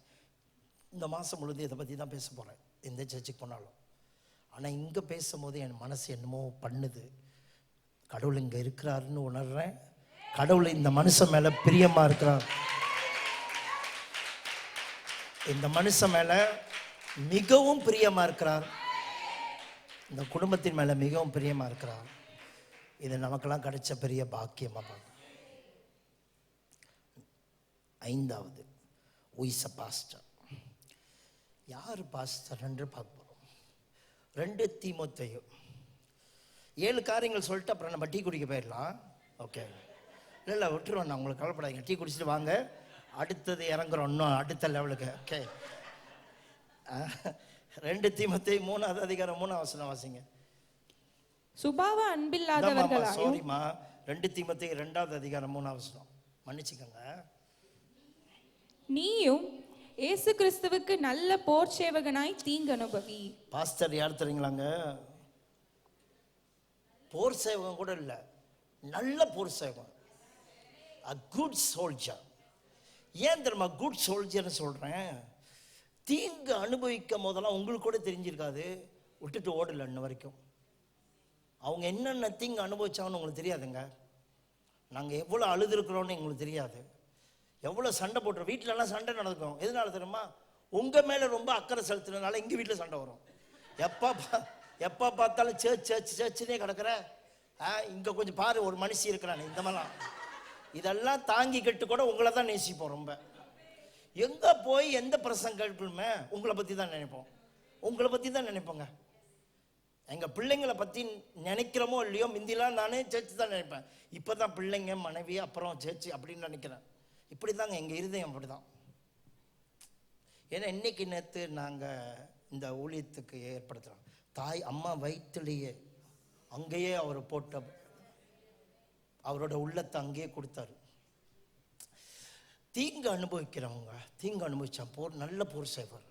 சோல்ஜர்ஸ் இன்னும் நாட்டை காக்கிற மாதிரி உங்களுக்காக போராடினவங்க, உங்களுக்காக போராடி கொண்டு இருக்கிறவங்க, ஜபத்தில் எவ்வளோ போராடுறாங்க உங்களுக்கு தெரியுமா? எவ்வளோ போராடுறாங்க உங்களுக்கு தெரியுமாங்க? பாஸ்டரை பற்றி உங்களுக்கு என்ன தெரியும்? அவர் காரில் வந்து இறங்குறாரு, போகிறாரு, வராரு, பார்த்தா நல்லதாக இருக்கிறாரு. நாங்கள் போடுற வேஷம் இதெல்லாம், இந்த இப்படிலாம் காரில் போகிறது, ஸ்டைலாக போகிறது, ஒரு இடத்துல உட்காது, அதெல்லாம் வேஷங்க. எல்லாரும் அழுக்க தொடச்சி போடுற கந்தைங்க. நாங்கள் எல்லாரும் நிறைய பேர் எங்களை யூஸ் பண்ணியிருக்காங்க, எங்களை பாவிச்சுட்டு தூக்கி போட்டுருக்காங்க. அவ்வளோ உதவி செஞ்ச கூட நன்றி அறிதல் இல்லாதவங்க ரொம்ப பேர் நாங்கள் பார்த்துருக்கோம். பட் அப்படி சொல்லவும் மாட்டோம், நன்றி அறிதம் அப்படி சொல்ல மாட்டோம். ஏன்னா எங்கள் உள்ள அப்படி சொல்ல வராது, வந்துச்சுன்னா அது உங்களுக்கு ஆபத்து, அதனால் சொல்ல மாட்டோம். எப்படியாவது நல்லா இருக்கணும் அப்படின்னு எங்கள் கூட இருக்கிறவங்களும் சரி போனவங்களும் சரி நல்லா இருக்கணுன்ற ஒரு உள்ளந்தான் கடவுள் கொடுத்துருக்காரு. சில வசனங்களை நான் உங்களுக்கு வாசிக்க போகிறேன். 2 கொரிந்தியர் 11வது அதிகாரம் 23 வாசித்தோம் என்றால், பவுலுடைய பாடுகள்லேருந்து நான் கொஞ்சம் உங்களுக்கு சொல்ல விரும்புகிறேன். இது பவுலுடைய பாடுகள் மட்டும் இல்லை, இது நிறைய பசங்க இப்படி தான் போகிறோம். அதை நாங்கள் எழுதுறதில்லை, சொல்கிறதும் இல்லை. ஆனால் இவன் எழுதி வச்சிருக்கிறான், பார்ப்போம், படிப்போம். அவர்கள் கிறிஸ்துவின் ஊழியக்காரரா, நாங்கள் அதிகம். படிமா. புத்தியினமாய் பேசுகிறேன், நான் அதிகமாய் பிரயாசப்பட்டவன். சில நேரத்தில் நாங்கள் எங்களுடைய வாழ்க்கை இப்படி சொல்லும் போது ரொம்ப மெச்சுக்கிறோம்னு நினைக்காதீங்க, உங்களுக்கு தெரியணும்னு தான் சொல்கிறோம். அதனால தான் நாங்கள் புத்தியினமாக பேசுகிற மாதிரி தெரியும், பட் தயவுசெய்து கேளுங்கன்னு சொல்கிறார். நான் அதிகமாய் பிரயாசப்பட்டேன், அதிகமாய் அடிபட்டவன், அதிகமாய் அடிபட்டவன், அதிகமாய் காவல்களில் வைக்கப்பட்டவன், அதிகமாக ஜெயிலில் இருந்திருக்கிறேன், அநேகந்தரம் மரண அவதியில் அகப்பட்டவன். இதான் பவுல் ஊழியர்லாம் அப்படிதான், அதிகமாய் காவலில் மரண அவதியில் கூட அவதிப்பட்டிருக்கோம். நிறைய பாஸ்டருங்கள், நிறைய பாஸ்டருடைய மனைவிங்க வியாதியில் விழுந்ததுக்கு காரணமே சர்ச் தான். சர்ச்சை குறித்து கவலைப்பட்டது, சர்ச்சில் சில பேர் மனசை உடைகிற மாதிரி நடக்கிறது, மனசை உடைக்கிறது, ஈஸியாக அவமதிக்கிறது, இதெல்லாம் நினைக்கிறது, இப்படிலாம் பாதிக்கப்பட்டவர்கள் ரொம்ப ரொம்ப ரொம்ப செல்டம் பாஸ்டருங்க ரொம்ப வயசு வாழ்கிறது ரொம்ப குறைவு.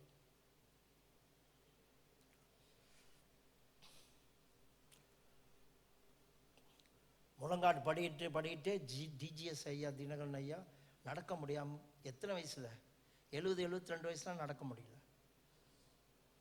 எத்தனை அல்சர் வயிற்றுல, எவ்வளவு சீக்கு. இன்னும் வாசிமா. யூதர்களால் ஒன்று குறைய 40 அடியாக 5 தரம் அடிபட்டேன், 3 தரம் மிலாறுகளால் அடிபட்டேன், 3 தரம் மிலாறுகளால் அடிபட்டேன், 1 தரம் கல்லெறியுண்டேன், 3 தரம் கப்பர் சேதத்தில் இருந்தேன். ஏன்பா கடவுள் தானே ஊழியத்துக்கு அழைச்சாரு, ஏன் கடவுள் பாதுகாக்கல? தெரியல, ஏன்னு தெரியாது. சேதம் வந்துகிட்டே கிடக்கும், ஏன்னு நமக்கே தெரியாது. சில பேர் நம்மளை கேட்பான், அவர் வந்து தேவ சித்தத்தின்படி போயிருந்தா இது நடந்திருக்குமா அப்படின்னு கேட்பாங்க. வெளியிலேருந்து பேசுகிறவங்க அப்படி பேசுவாங்க. ஆனால் ஒவ்வொரு சேதமாக நாங்கள் அனுபவிச்சுட்டு தான் இருக்கணும். ஏந்திரமா உங்களுக்காக, உங்களை காப்பாற்றுறதுக்காக. இன்னும் வாசிங்க. கடலிலே ஒரு ராப்பகல் முழுவதும் போக்கினேன். இன்னைக்கு செத்துருப்பான் அவன். நீங்க நினைக்க ஐரோப்பா தேசத்தில் உள்ள கடல்ல நீங்க போயிட்டு டைட்டானிக்னு ஒரு பெரிய கப்பல் மூழ்குனுச்சு. மூழ்குனப்போ சில பேருக்கு லைஃப் ஜாக்கெட் கிடச்சி தண்ணியில் விழுந்துட்டான். அது நல்லா மிதந்துக்கிட்டு தான் இருக்கான். அந்த தண்ணியில் விழுந்தவொன்னு செத்து போயிட்டான், ஏன்னா குளிர் தாங்காது. இன்னும் வாசிமா. அநேகந்தரம் பிரயாணம் பண்ணினேன். அநேக தரம் பிரயாணம் பண்ணதை பாருங்க. சில பேர் நினைக்கிறீங்க இந்த பிரயாணம் பண்ணுறதெல்லாம் ரொம்ப ஈஸின்னு, உங்களுக்கு தெரியாது. ஐரோப்பா தேசத்துக்கு போயிட்டு வருவேன் நான். இங்கே யூகே போவேன், ஃப்ரான்ஸுக்கு போவேன், ஜெர்மனிக்கு போவேன். உங்களுக்கு தெரியுமா எவ்வளோ வெறுத்துக்கிட்டு போவேன்னு. அந்த ஏரோப்ளைன் ஏறும் போதே அவ்வளோ கவலையாக இருக்கும், ஏன்டா போகிறோம் அப்படின்னு இருக்கும். அவ்வளோ வேதனையாக இருக்கும், போகவே பிடிக்காது. பட் போய் தான் ஆகணும், அப்படி போகிறது. இப்போ யூரோப் எல்லாத்தையும் கட் பண்ணி விட்டாச்சு. ஒரு காரியம் நான் நினச்சேன், என்ன தான் நினச்சேன், எல்லா தமிழ் சபைகள் உலகத்தில் எங்கே இருக்கோ எல்லாத்தையோட ஊற்று எங்கே தான் இருக்குது? தமிழ்நாடு, ஸ்ரீலங்கா தான். அதனால என்ன பார்த்தேன்னா, இங்கே உள்ளவங்களை சரிப்படுத்தினா எல்லாத்தையும் சரிப்படுத்திடலாம். அதான் எரிக்கோ வாழ்கிறதுக்கு பார்க்க நல்லதாக இருந்துச்சான். அதுக்குள்ளே பாயிற நதி கெட்டதாக இருந்ததுனால அந்த தேசம் பாலா போச்சு கிடச்சான். அந்த அந்த அந்த தேசமே பாலா போச்சான். எலியா என்ன பண்ணார்னா, எலியாவா எலிசாவா ஒரு தோண்டி எடுத்து உப்பை போட்டு போடுற நதியை சரியாக்கி விட்டான். அந்த நாடு நல்லா போச்சு. சபைக்குள்ள நாட்டுக்குள்ளே ஓடுற நதி நீங்கள் நானும் தான். நம்மளை சுகப்படுத்த வேண்டியது ரொம்ப அவசியம், ரொம்ப ரொம்ப அவசியம். அதனால கடவுள் சொல்லிட்டாரு, நீ எங்கே போறியோ இல்லையோ தமிழ்நாட்டுக்கு போ, தமிழ்நாட்டுக்கு போ, இங்கே போ அப்படி சொல்லிட்டான். அதனால் இங்கே வரேன். ஆனால் எங்களோட பிரயாணம் உங்களுக்கு தெரியும், வீட்டை விட்டு எவ்வளோ நாளாச்சு கை குழந்த பேரப்பிள்ளை இருக்குது, பார்த்து தாத்தா தாத்தான்னு கூப்பிட்டுக்கிட்டு இருக்கோம். அதெல்லாம் அந்த பாசங்கள்லாம் இன்னும் வாசிங்க. ஆறுகளால் வந்த மோசங்களிலும், ஆறுகளால் வந்த மோசங்களிலும், கல்லரால் வந்த மோசங்களிலும். அது வேற திருடர்கள். திருடர்கள் எத்தனை வாட்டி பவுலுடைய கொள்ளடிச்சாங்க தெரியுமா? நம்மளாம் கேட்கலாம், கர்த்தர் போக்குல வரத்துல பாதுகாப்பார், எல்லா தீங்குக்கு விலக்கி காப்பார். ஏன் காக்கல? போர் சேவைங்க வாங்கி தான் ஆகணும். சில விஷயங்களை ஏன்னு எங்களுக்கே தெரியாது. ஏன் கடவுள் பார்க்கல? ஊழியத்துக்கு போயிட்டு இருக்கோம், காசு எடுத்துட்டு போயிட்டு இருக்கோம், அந்த காசை திருட்டு போயிட்டான். கடவுள் அப்படி விட்டார் ரோட்ல. இன்னும் வாசிங்கம்மா. என் சுய ஜனங்களால் வந்த மோசங்களிலும். மோசத்திலே பெரிய மோசம் இதுதான். ஆக்சிடென்ட் ஆகுறது மோசம் இல்ல, சொந்த ஜனங்களே நம்மளை எதிர்ப்பாங்க பாருங்க. அதை விட மனசு உடையிறது வேற எதுவுமே இருக்காது. சுய ஜனங்களினால் வந்த மோசங்களும், அந்நிய ஜனங்களால் வந்த மோசங்களிலும், அந்நிய ஜனங்களால் வந்த மோசங்களும், பட்டணங்களில் உண்டான மோசங்களிலும், வனாந்திரத்தில் உண்டான மோசங்களிலும். வனாந்திரத்தில் போய் வாழ்ந்து பாருங்க. பகல்ல உள்ள வெயில் முட்டையை எடுத்து போட்டா பொரிச்சிடும், அப்படியே பொரிச்சு கொடுத்துரும், ஆம்லெட் போட்டுரும். உண்மையை தான் சொல்றேன். நான் அதனால தான் மிடில் ஈஸ்ட்க்கெல்லாம் போறது இல்லை. அப்பா அங்கே போய் வாழ முடியுமான்னு தெரியல. என்னடாப்பா காலையில் போயிட்டு பைப்பை திறந்து குளிக்கிறா, சுடு தண்ணி ஊற்றுது. அப்பதான் சொல்றாங்க, பாஸ்டர் அது நேத்து ராத்திரியே நீங்க ஓப்பன் பண்ணி வச்சிருக்கணும், அப்பதான் தண்ணி ஆறும். பைப்பு தண்ணி. தயவு செய்து இதெல்லாம் சொல்லி அனுப்புங்கப்பா எனக்கு.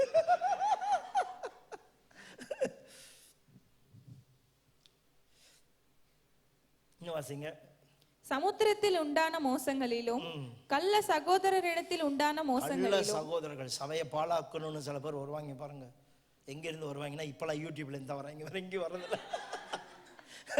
அவங்களால வந்த மோசங்களும் பிரயாசத்திலும் வருத்தத்திலும், அநேக முறை கண் விழிப்புகளிலும், பசியிலும் தாகத்திலும், அநேக முறை உபவாசங்களிலும். சொல்லுங்க, பசி தாகம் அநேக முறை உபவாசம்.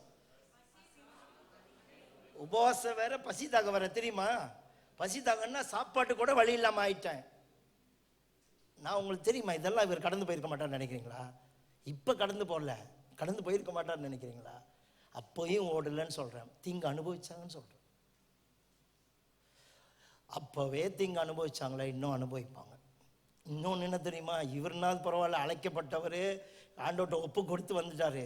பாவப்பட்ட பிள்ளைங்க பாருங்க அனுபவிக்கும் பாருங்க. எங்க பிள்ளைங்க படுற பாடுகளை நான் சொல்லணும்னா விளக்கமே சொல்ல முடியாது. அதுக்குள்ள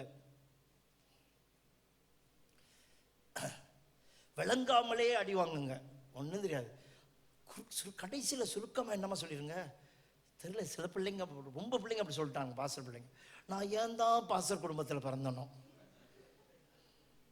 இதை செய்ய முடியாது, அதை செய்யக்கூடாது, இதை செய்ய அப்படின்னு வீட்டிலே நாங்கள் ஒரு பாட்டு பாடுவோமா? வெளியில் உள்ள ஜனங்களும் ஒரு பாட்டு பாடுங்க. பாக்கியமான சேவை சேவை தான். எது நடந்தாலும் சரி, இது ஒரு பாக்கியமான சேவை. கண்காணிப்பை விரும்புகிறவன் நல்ல வேலையை விரும்புகிறான். இது உண்மையான வார்த்தை. நான் 17 வயசு இருக்கும் பொழுது என்கிட்ட ஒருத்தர் கேட்டார், என்ன வேலை செய்ய போறேன்னு. நான் சொன்னேன், I want to be a pastor. எனக்கு ஏன்னு தெரியாது, I want to be a pastor. இந்த பதவி அதுக்காக சொல்ல, எனக்கு என்னன்னு தெரியல, I want to be a pastor. அவர் சொன்னார் பைபிள் எடுத்து, கண்காணிப்பை விரும்புகிறவன் நல்ல வேலையை விரும்புகிறான். இது உண்மையான வார்த்தை. இந்த உலகத்திலேயே ஒரு நல்ல வேலை இருக்கும்னா இந்த மோசமான வேலை தான். இந்த மோசமான வேலை நான் என் பிள்ளைங்கிட்ட கூட சொன்னேன், இந்த கம்ப்யூட்டர் மின்னுக்கு வேலை செய்கிறது, மிஷின் மின்னுக்கு ஆப்ரேட்டராக இருக்கிறது, இந்த வேலையெல்லாம் செய்யாத. மக்களை சேவை செய்கிற வேலை எதுவாக இருந்தாலும் செய்யும். நர்ஸாக இருக்கலாம், டீச்சராக இருக்கலாம், எதுவாக இருந்தாலும் செய்யும். ஏன் தெரியுமா? அங்கே தான் கஷ்டங்களை அனுபவிப்போம் ரொம்ப. ஏதாவது லேப்டாப்பு கம்ப்யூட்டர் வேலை செய்யும்போது ஏதாவது நம்மளை தப்பாக பேசுச்சா பேசாது. ஆனால் நம்ம பிள்ளைங்க பேசுவாங்க நம்மக்கிட்ட, ஏன் என்ன பெத்தன்னு கேட்பான்.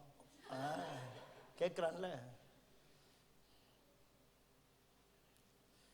நீ ஏன் பெத்தன்னு அம்மாட்ட போய் கேட்காத, மேலே பார்த்து நீங்கள் ஏன் என்னை அனுப்புனீங்களு, வாழ்க்கை நல்லாயிருக்கும். நீங்கள் ஏன் இந்த பூமிக்கு என்னை அனுப்புனீங்க.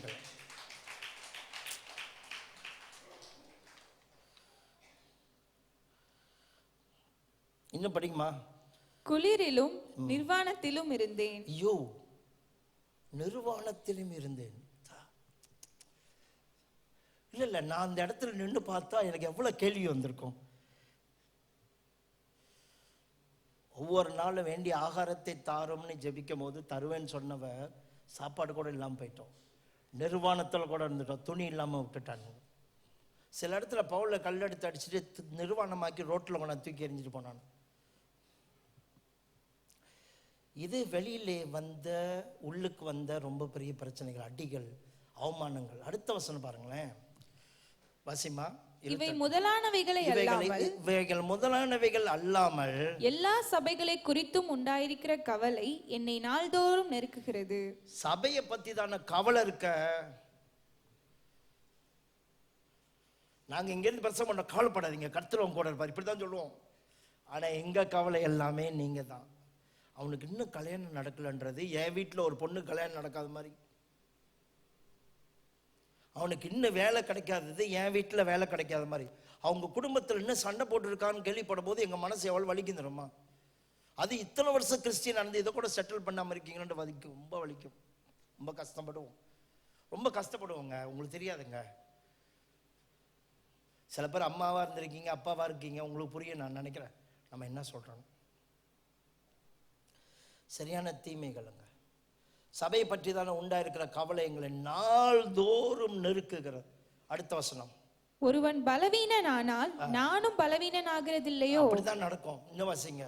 ஒரு ஆள் வியாதிப்பட்டுட்டா சபையில எங்களுக்கே வியாதி வந்த மாதிரி தான், அந்த மாதிரி தான் நடக்கும் எங்களுக்கு. இன்னும் வாசிங்க. ஒருவன் இடறினால் என் மனம் எரியாதிருக்குமோ? இதுதான் பெரிய கஷ்டம். இவ்வளவு தூரம் விசுவாசத்துல இருந்தவங்க இடறி போறாங்கல்ல, ஆண்டர் விட்டு போறாங்க, இடறி போறாங்க. இவ்வளவு நாளா ஊழியத்தில் இருந்தவங்க சடின் ஊழியம் வேணான்ட்டு போறாங்கல்ல, அதுதான் எங்களுக்கு மனசு ரொம்ப வலிக்கும். மேலிருந்து கீழே விழுறாங்களா, இதெல்லாம் ரொம்ப வலிக்கும். ஸோ ஒரு போதகர் தீமையை அனுபவிக்கிற ஒரு நல்ல போர்சர். அடுத்து 6வது, who is a pastor?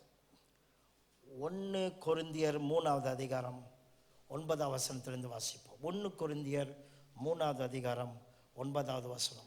நாங்கள் தேவனுக்கு உடன் வேலையாட்களாய் இருக்கிறோம். நாங்கள் தேவனுக்கு உடன் வேலையாட்களாய் இருக்கிறோம். நீங்கள் தேவனுடைய பண்ணையும், நீங்கள் தேவனுடைய பண்ணையும் தேவனுடைய மாளிகையுமாய் இருக்கிறீர்கள். அல்லேலூயா. நீங்க யாரு? தேவனுடைய பண்ணை, பெருகிக்கிட்டே போற ஒரு பண்ணை, பெரிய ஒரு மாளிகை. அடுத்த வசனம், எனக்கு அளிக்கப்பட்ட தேவ கிருபையின்படியே, எனக்கு அளிக்கப்பட்ட தேவ கிருபையின்படியே புத்தியுள்ள சிற்பாசாரியை போல, புத்தியுள்ள சிற்பாசாரியை போல அஸ்திபாரம் போட்டேன். அஸ்திபாரம் போட்டேன். வேறொருவன் அதின் மேல் கட்டுகிறான், வேறொருவன் அதின் மேல் கட்டுகிறான். அவனவன் தான் அதின் மேல் இன்ன விதமாய் கட்டுகிறான் என்று பார்க்க கடவன். போடப்பட்டிருக்கிற அஸ்திபாரமாகிய, அடுத்த வசனம், போடப்பட்டிருக்கிற அஸ்திபாரமாகிய இயேசு கிறிஸ்துவை அல்லாமல் வேற அஸ்திபாரத்தை போட ஒருவனாலும் கூடாது. வேற அஸ்திபாரத்தை யாருமே என்ன செய்யக்கூடாதான், போடக்கூடாது. பாஸ்டர் யாருன்னா a wise master builder, ஒரு புத்தி உள்ள சிற்பாசாரி, ஒரு கட்டடத்தை எழுப்புற ஒரு முக்கியமான ஒரு ஆர்கிடெக்ட். எல்லாரோட வாழ்க்கையை மாளிகையை ஆக்குறதுக்கு கடவுள் இவங்களை ஆர்கிடெக்டா கொடுத்திருக்கிறார். ஒரு புத்தி உள்ள சிற்பாசாரியை போட்டிருக்கிறாரு. இவங்களோட மிகப்பெரிய பொறுப்பு என்ன தெரியுங்களா? இயேசு கிறிஸ்துவை எல்லாரோட லைஃப்லயும் அஸ்திபாரமாக்கணும். நீங்கள் அவரை ஏற்றுக்கொண்டபடியே, கொலோசியர் 2:6-7 பேசிட்டு இருக்கேன், நல்லா கவனிங்க. நீங்கள் அவரை ஏற்றுக்கொண்டபடியே அவருக்குள் வேர் கொண்டவர்களாகவும் அவர் மேல் கட்டப்பட்டவர்களாகவும் அவருக்குள் நடந்து கொண்டு ஸ்தோத்திரத்தோடு அதிலே பெருகுவீர்களாகும். இதாங்க பாஸ்டரோட வேலை. உங்களை ஜீசஸ்குள்ளேயே அவர் மேலேயே கட்டப்படணும். போடப்பட்டிருக்கிற அஸ்திபாரமாகிய ஜீசஸ் எல்லாம் வேற அஸ்திபாரம் போடக்கூடாது. இந்த பைபிள்லேயே நிறைய அஸ்திபாரங்கள் இருக்கு.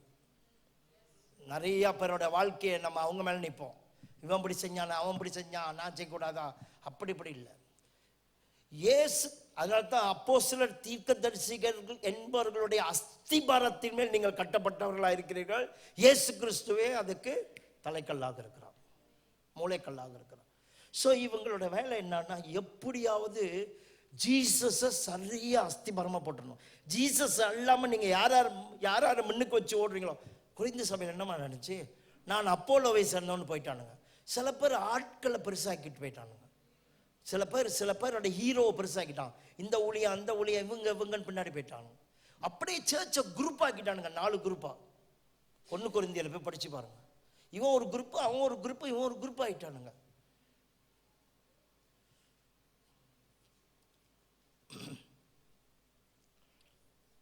போடப்பட்டிருக்கிற அஸ்திபாரமாகிய இயேசுவை அல்லாமல் ஒருவன் தேவனுடைய ஆலயத்தை கெடுத்தால் தேவன் அவனை கெடுப்பான். எவன் அஸ்திபாரத்தை மாத்துறானோ தேவன் அவனுக்கு கெடுத்துருவான்.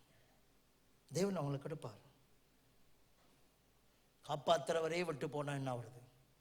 ஸோ ஒரு பாஸ்டரோட வேலை என்னன்னா, ஒரு புத்தியுள்ள சிற்பாசரையை போல ஆர்கிடெக்டாக இருந்து, நான் உண்மையிலே ஜீசஸை தான் இவங்களுக்குள்ள ஃபவுண்டேஷனாக போடுறேன்னா அதற்கான சத்தியத்தை தான் இவர் எடுக்கணும். நீங்கள் அவர் மேலே வேர்கொள்ளணும். அவருக்குள்ள வேர்கொண்டு அவர் மேலேயே கட்டப்படுறீங்களா? அவருக்குள்ள தான் நடக்கிறீங்களா? இதை தான் அவர் செய்யணும்.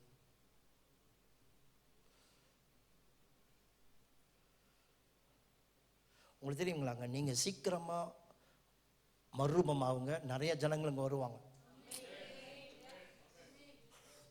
சில பேர் இன்னைக்கு வரைக்கும் இங்கே வராமல் இருக்கிறதுக்கு காரணம் நான் நினைக்கிறேன்.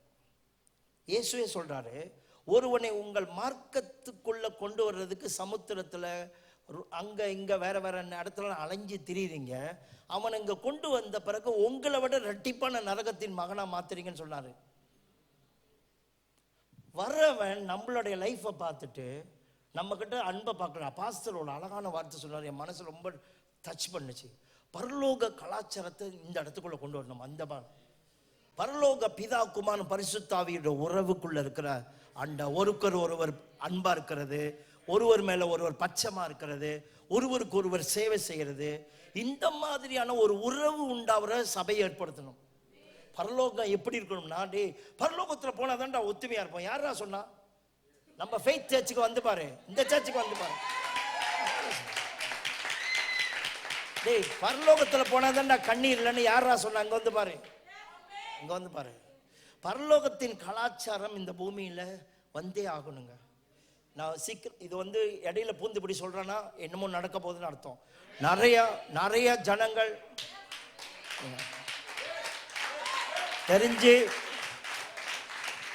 தெரிஞ்சு தெரியாமலே அவ்வளவு பெரிய இடத்தை கடவுள் கொடுத்திருக்காரு. இல்லைங்க, உதிக்கிற ஒன் ஒளியின் இடத்தில் இருள் பூமியை மூடும், காரிருள் ஜனங்களை மூடும். கர்த்தர் உன்மேல் உதிப்பார், கர்த்தர் உன்மேல் உதிப்பார். கர்த்தருடைய மகிமையை வேற எங்கேயும் பார்க்க தேவையில்லை. கர்த்தருடைய மகிமையை என் மேல் காணப்படும். உதிக்கிற உன் ஒளியின் இடத்துல ராஜாக்கள், தேசங்கள் கடந்து வருவார். நான் பாஸ்டர்ட்ட சொன்னேன், சீக்கிரமா பக்கத்துல பெரிய பெரிய இடம் கட்டுங்க, டாமிட்ரி கட்டுங்க, ட்ரைனிங் சென்டர் ஆரம்பிங்க, ஊழியர்களை ட்ரெயின் பண்ணுவோம், மக்களை ட்ரெயின் பண்ணுவோம், குடும்பங்களை பயிற்சி செய்வோம்.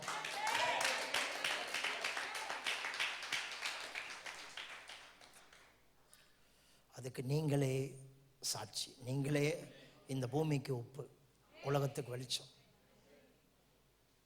நீங்க என்னை பொறுத்த வரைக்கும் நான் பார்க்குறேன், ஒரு பாதிக்கு மேலே மறுரூபம் ஆயிட்டீங்க. இன்னும் கொஞ்சம்தான், சீக்கிரமா டேர்ன் ஆகும்.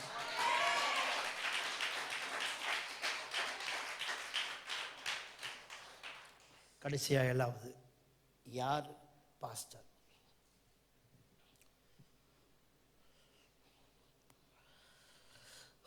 ஒன்று கொரிந்தியர் 4வது அதிகாரம் 15-16.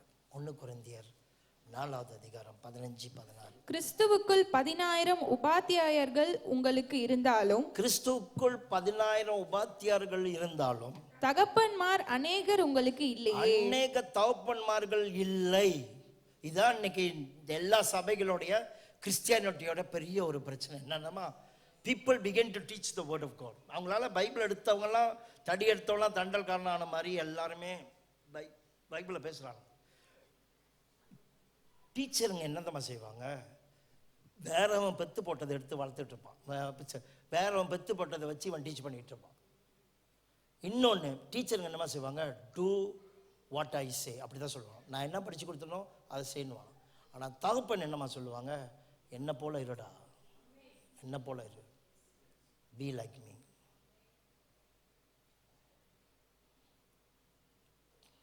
பாஸ்டர் யாருன்னா, கிறிஸ்துவுக்குள் 10,000 உபாத்தியார்கள் இருக்கலாம், ஆனால் தகப்பன்மார்கள் இல்லை. பவுல் சொல்கிறாரு, நான் உங்களுக்கு அப்பாவாக இருக்கிறேன்னு தெரியலையான்னு கேட்டார். நம்ம பாஸ்டர் நமக்கு கொடுக்கப்பட்ட பாஸ்டர்னு சொல்லி, பாஸ்டர்னாலுமே நீங்கள் என்ன நினச்சக்கூடாது, முழுசாக அவர் மேலே கவனம் வைக்கக்கூடாது. பாதி பாஸ்டர் பாதி பாஸ்டர் மனைவி ரெண்டையும் சேர்த்து தான் பாஸ்டர்னு சொல்கிறேன். புரியுதோ? நம்மளோட பாஸ்டர் நமக்கு ஆவிக்கிற தகப்பன், நமக்கு கடவுள் கொடுத்த தாய். இன்னொரு வசனத்தை வாசிப்போம். அதில் ரொம்ப முக்கியமான 2-3 வார்த்தைகளை சொல்லிடுறேன். 1 தெசலோனிக்கேயர் 2வது அதிகாரம் 7 வாசிங்கள். உங்களிடத்தில் பட்சமாய் நடந்து கொண்டோம். உங்களிடத்தில் பட்சமாய் நடந்து கொண்டோம். ஒரு அப்பாவுடைய வார்த்தைங்க, ஒரு அம்மாவுடைய வார்த்தை. உங்களிடத்தில் நாங்கள் பட்சமா நடந்து கொண்டோம். பால் கொடுக்கிற தாயானவள் தன் பிள்ளைகளை கிவ் அப் பண்ணுவானுங்க, நம்ம கிவ் அப் பண்ண மாட்டோம். உங்களை பற்றி இப்பயே ஏதாவது நடக்கும், உங்ககிட்ட ஒரு மாற்றம் வரணும்னு எதிர்பார்ப்போம். பால் கொடுக்கிற தாயானவள் தன் பிள்ளையை காப்பாற்றுகிறது போலவே நாங்கள் உங்கள் மேல் வாஞ்சையா இருந்து தேவனுடைய சுவிசேஷத்தை உங்களுக்கு கொடுத்ததும் அல்லாமல், தேவனுடைய சுவிசேஷத்தை உங்களுக்கு கொடுத்ததும் அல்லாமல், நீங்கள் எங்களுக்கு பிரியமானவர்களானபடியினாலே எங்கள் ஜீவனையும் உங்களுக்கு கொடுக்க மனதா இருந்தோம். உயிரையே கொடுக்க மனதா இருக்கிறோம். இங்க பாருங்க, ஒரு நேரத்தில் உயிரை கொடுக்கறது பெருசு இல்லை. இவங்க உயிரை கொடுத்துக்கிட்டே தான் கிடப்பாங்க.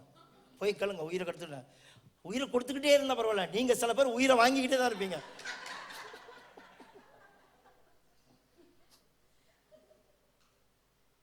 இதெல்லாம் காமெடிக்கு சொல்றது, இல்லைன்னா நீங்க தூங்கிடுவீங்களா? என்ன பண்றது? உயிரை கொடுப்பாங்க. நிறைய விஷயம் உயிரை கொடுத்துக்கிட்டே தான் இருப்பாங்க. நானாவது ஞாயிற்றுக்கிழமை பிரசங்கன்னா கொஞ்சம் தான் என்ன பண்ண மாட்டேன், தூங்க மாட்டேன். ஆனால் உங்கள் பாஸ்டர் இருக்காரு, அநியாயத்துலேயும் அநியாயம். நேற்று தான் சொன்னாங்க சிஸ்டர், இந்த ஆள் ராத்திரியெல்லாம் தூங்க மாட்டேது, ராத்திரியெல்லாம் தூங்க மாட்டேது. நான் சொன்னேன், ஏன் அப்படி இருக்கிற அப்படி கேட்டேன். எப்படி பாஸ்டர் முடியும்? அந்த ஜனங்கள் எவ்வளோ தாகத்தோடு இங்கேருந்து வருவாங்க, கடவுள் பேசணும்னு வருவாங்களா இல்லையா? அது எப்படி தூங்குறது? அதில் வர அந்த நேரத்தில் என் மனைவி இங்கே போ அங்கே போகணுவா, என்னால் போகவே முடியாது. வயிற்றுல பிள்ளைய வச்சு பெத்துக்கிற மாதிரி நிற்பேன். அது பெத்தாதான் நல்லா இருக்கும்.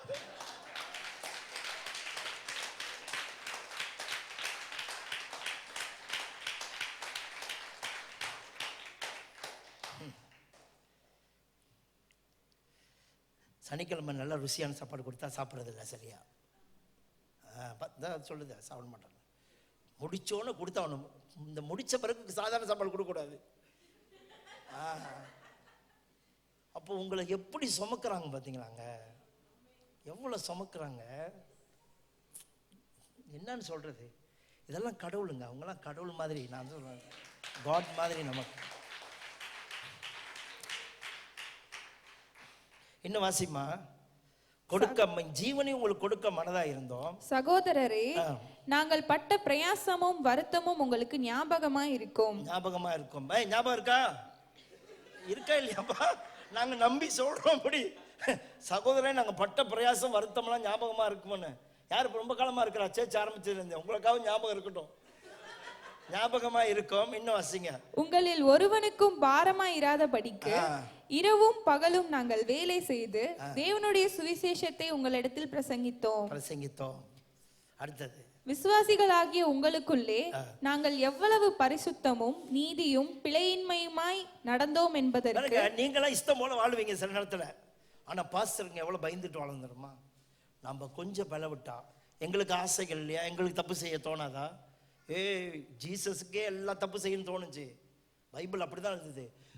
ஜீசஸ்க்கு எல்லா தப்பு, இந்த தம்பிங்களா நீங்க என்னென்ன தப்பு செய்யணும்னு நினைக்கிறீங்களோ அதெல்லாம் ஜீசஸ்க்கு வந்துச்சு. ஜீசஸ்க்கு எல்லா தப்பும் செய்யணும்னு தோணுச்சுன்னு பைபிள் சொல்லுது. நம்மை போல எல்லாவற்றிலும் சோதிக்கப்பட்டாராம். சரி, இவர் சோதிக்கப்பட்டிருக்க மாட்டாரு? என்ன தெரியுமா?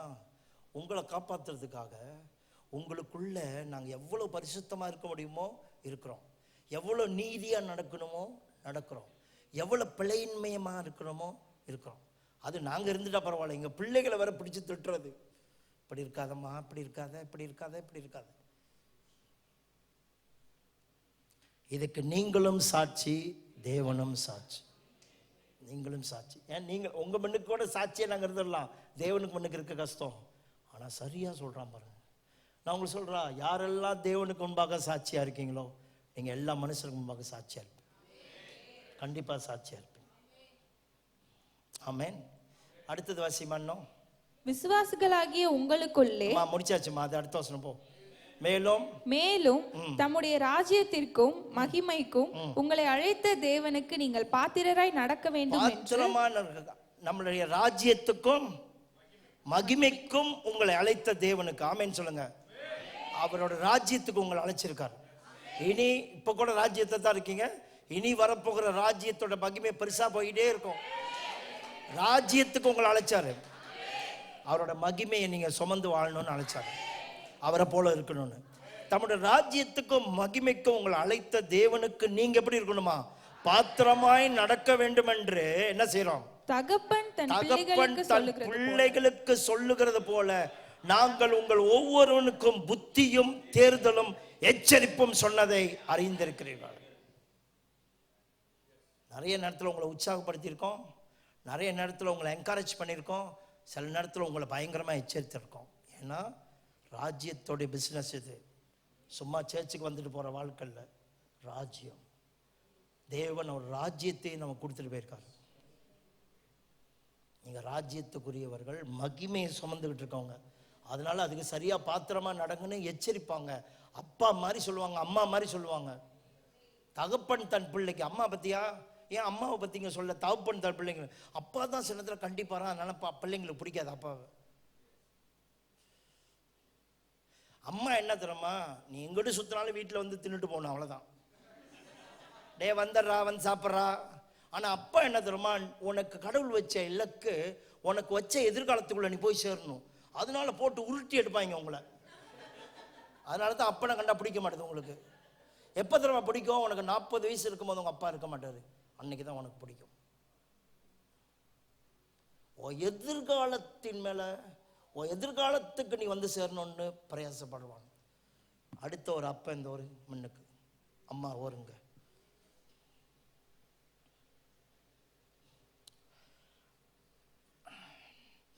2 கொரிந்தியர் 11வது அதிகாரம் 1ஆம் வசனம்.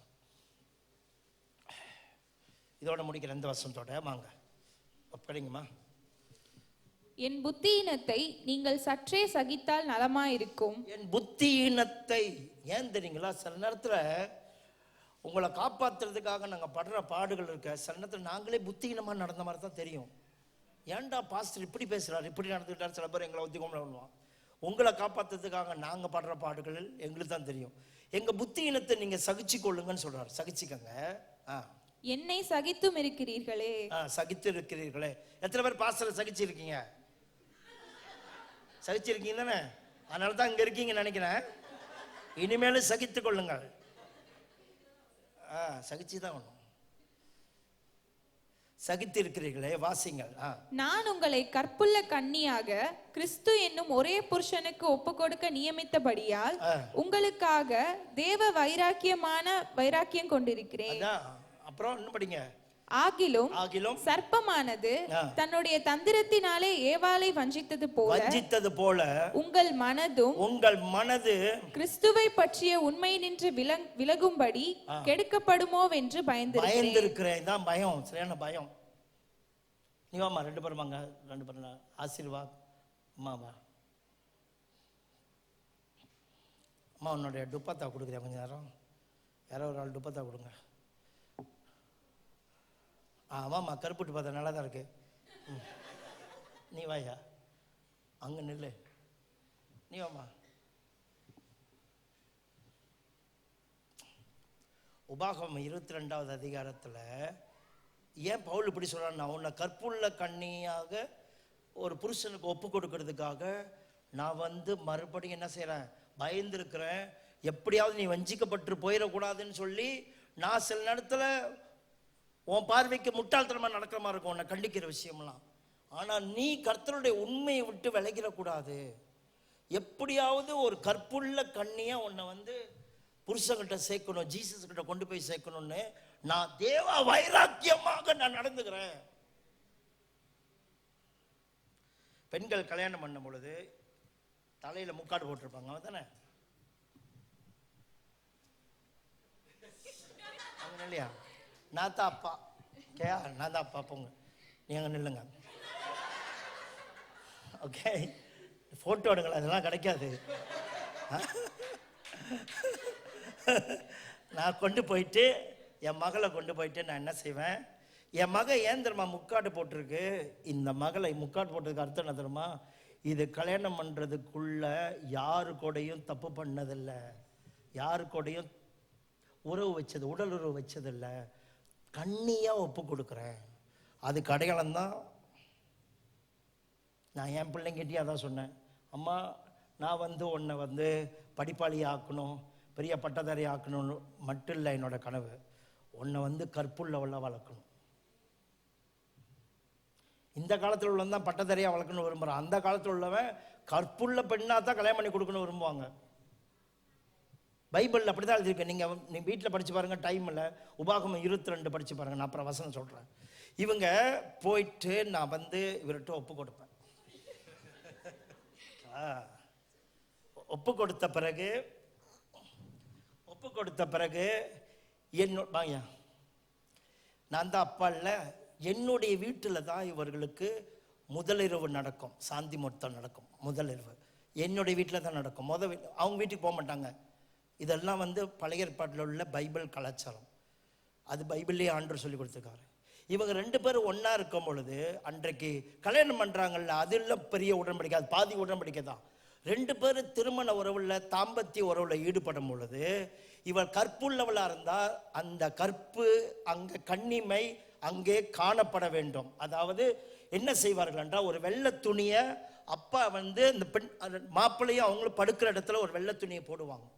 அந்த வெள்ளை துணி எதுக்கு போடுறாங்கன்னா, இவளுடைய கற்பு அங்கே காணப்பட வேண்டும். இவங்க 2 பேரும் ஒன்றா இருக்கும்போது ரத்தம் காணப்பட வேண்டும். அந்த ரத்தம் தான் உடன்படிக்கையுடைய அடையாளம். நான் எல்லா பெண்கள்கிட்டையும் சொல்லுவேன், உன் புருஷன்ட்ட நீ கொடுக்க போகிற பெரிய கிஃப்டே உன்னோட கற்பு தான். அதை கடைசி வரைக்கும் பார்த்துக்க.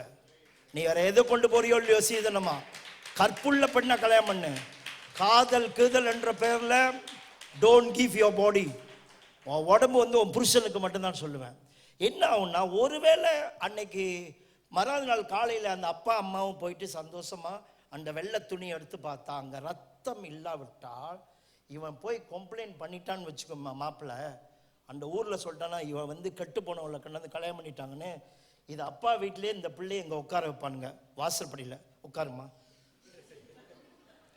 வாசற்படியில் அப்பா வீட்டிலே உட்கார வச்சு அப்பா அம்மா கண்ணு மண்ணுக்கு ஊரில் எல்லா மூப்பர்களும் வந்துடுவாங்க, ஊரில் உள்ள எல்லா குடும்பமும் வந்துடும், எல்லா வாலிப பிள்ளைங்களும் வந்துடுவாங்க. அப்பா வீட்டில் இந்த பிள்ளை தப்பு பண்ணதுனால எல்லாரும் அப்பா மண்ணுக்கே கல் எடுத்து அடித்து கொன்றுவாங்க. கடைசியில் என் பிள்ளை தன் புருஷனோட வாழாமே போயிடும். இது நடந்துருமோன்ற பயத்தில் தான் நான் இருக்கிறேன்னு சொல்கிறார் பவுல். நாங்கள் ஏன் உங்களை இவ்வளோ தூரம் கவர் பண்ணுறோம், உங்களை பரிசுத்தப்படுத்த சொல்கிறோம், நீங்கள் சீக்கிரமாக பாவத்தை விட்டு வெளியே வாங்கன்னு சொல்கிறேன்னா, இந்த கற்புள்ள கண்ணியை போல தான் நான் உன்னை கொண்டு போயிட்டு கடவுள்கிட்ட ஒப்பு கொடுக்கணும். அங்கேருந்து பார்க்கும்போது கரைத்திரை ஒன்றுமில்லாத பிழையற்ற சபையாக உன்னை தேவனுக்கு முன்பாக நிறுத்தணும்.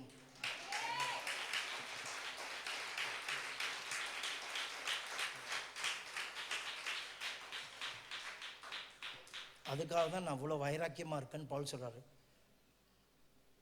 ஒரு அப்பாவுடைய வேலைங்க மகளை கொண்டு போயிட்டு சேர்க்கணும். இப்படி இந்த பிள்ளையை கல்லெடுத்து அடிக்கும் பொழுது எல்லா வாலிப பிள்ளைங்களும் பார்ப்பாங்க, இனிமேல் கல்யாணம் பண்ணுறதுக்கு முன்னுக்கு யாரு கூடயும் தப்பு பண்ணக்கூடாதுன்னு தீர்மானம் எடுப்பாங்க.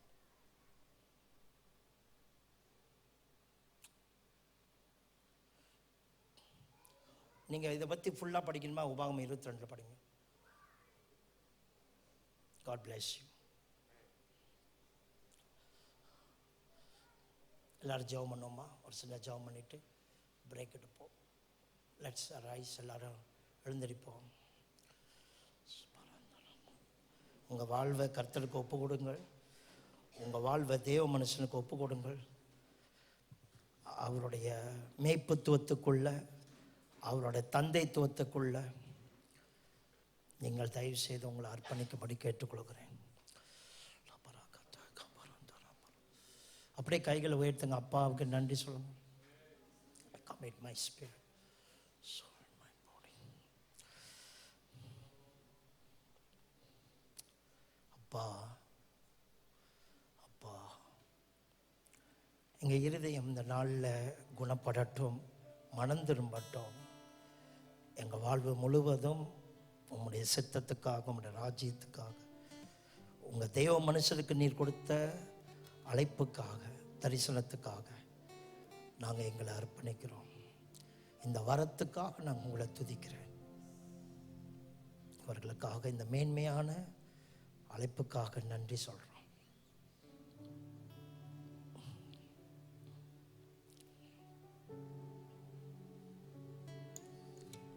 கொஞ்ச நேரம் இங்கே பாருங்கள் எல்லாரும். நான் அடிக்கடி ஒரு வார்த்தை சொல்கிறேன். அது கடவுள் தான் என்கிட்ட சொன்ன வார்த்தை. என்கிட்ட தான் முத சொன்னார். என்னம்மா சொன்னார்? It is easy to dedicate yourself to God, but it is not easy to dedicate yourself whom God has given to you. ஆண்டவர் சொன்னார், நீ கடவுள்கிட்ட ஒப்பு கொடுக்குறேன்னு ஒப்பு கொடுக்கறது உனக்கு சுலபமாக இருக்கு. கடவுள் ஒன்றை யாருக்கிட்ட ஒப்பு கொடுத்தாரோ அவங்கள்ட்ட போய் ஒப்பு கொடு. அதான் நீ கடவுள்கிட்ட ஒப்பு கொடுக்கறது. உன் அப்பா கிட்ட போய் ஒன்று ஒப்பு கொடு. எல்லா வாலிப பையனும் உன் அம்மாட்ட போய் ஒன்று ஒப்பு கொடு. உன் அம்மாட்ட போய் கல்லு, என்னம்மா பேலன்ஸ் கல்லு. உங்கள் அப்பாட்ட கல்லு, எது நினச்சி வேதனைப்படுறேன்னு. எல்லா புருஷர்களும் உங்கள் மனைவிட்டு போய் கேளுங்க, உன்னை கடவுள் என்கிட்ட ஒப்பு கொடுத்துருக்காரு, உனக்கு நான் என்ன ஒப்பு கொடுக்குறேன், உனக்காக நான் என்ன உண்மை செய்வேன்னு சொல்லி ஒப்பு கொடு. அதுக்கு தான் கடவுளுக்கு ஒப்பு கொடுக்குறதுன்னு அர்த்தம். தேவன் தன்னோட சபையை தனக்கு முன்பாக நிறுத்தி கொள்ள தம்மை தாமே ஒப்பு கொடுத்தார். ஈவன் காட், கடவுளே மனுஷனுக்கு தன்னை ஒப்பு கொடுக்கிறார். உங்க பாஸ்டருக்கு உங்களை ஒப்பு கொடுங்க. உங்க பாஸ்டர் மனைவிக்கு ஒப்பு கொடுங்க. நீங்க போக வேண்டிய தூரம் வெகு தூரம் இருக்கு. கால்வாசி கூட நீங்க இன்னும் வரல. என்னுடைய ஆவியில பட்டது சொல்றேன். கால்வாசி கூட வரல, வெகு தூரம் இருக்கு. பெரிய வேலை இருக்கு, பெரிய வேலை இருக்கு, பெரிய உள்ளம் தேவை நமக்கு. கர்த்தர் இந்த மனுஷனை கொண்டு செய்வார்னு நம்புறாரு, இந்த ஜனங்களை கொண்டு செய்வார்னு கர்த்தர் நம்புறாரு. தளர்ந்து போன கைகளை, தள்ளாடுகிற முழங்கால்கள் மறுபடியும் நிமிர்த்துங்க. தெய்வீக ஒருமைப்பாட்டுக்குள்ள வாங்க. இவர் என்ன சொல்றாரோ, இவர் பண்ண ஜபங்கள் எல்லாம் நம்ம மேல தொடர்ந்து கிரியை செய்வதாக இயேசுவின் நாமத்தில் உங்களை ஆசீர்வதிக்கிறேன். ஆமென். God bless you. கரங்களை உயர்த்தி எல்லாரும், நல்லவரே வல்லவரே ஆராதனை. எல்லாரும் ஓ நல்லவரே வல்லவரே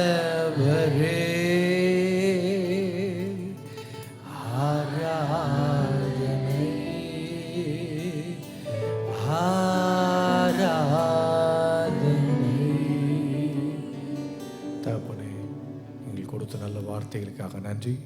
தொடர்ந்து நீ பேச போகிற நல்ல சத்தியமுள்ள வெளிப்பாடுகளுக்காகவும் நன்றி. உங்களுடைய இருதயங்களில் தேவன் வைத்த வார்த்தைகளுக்காக நன்றி.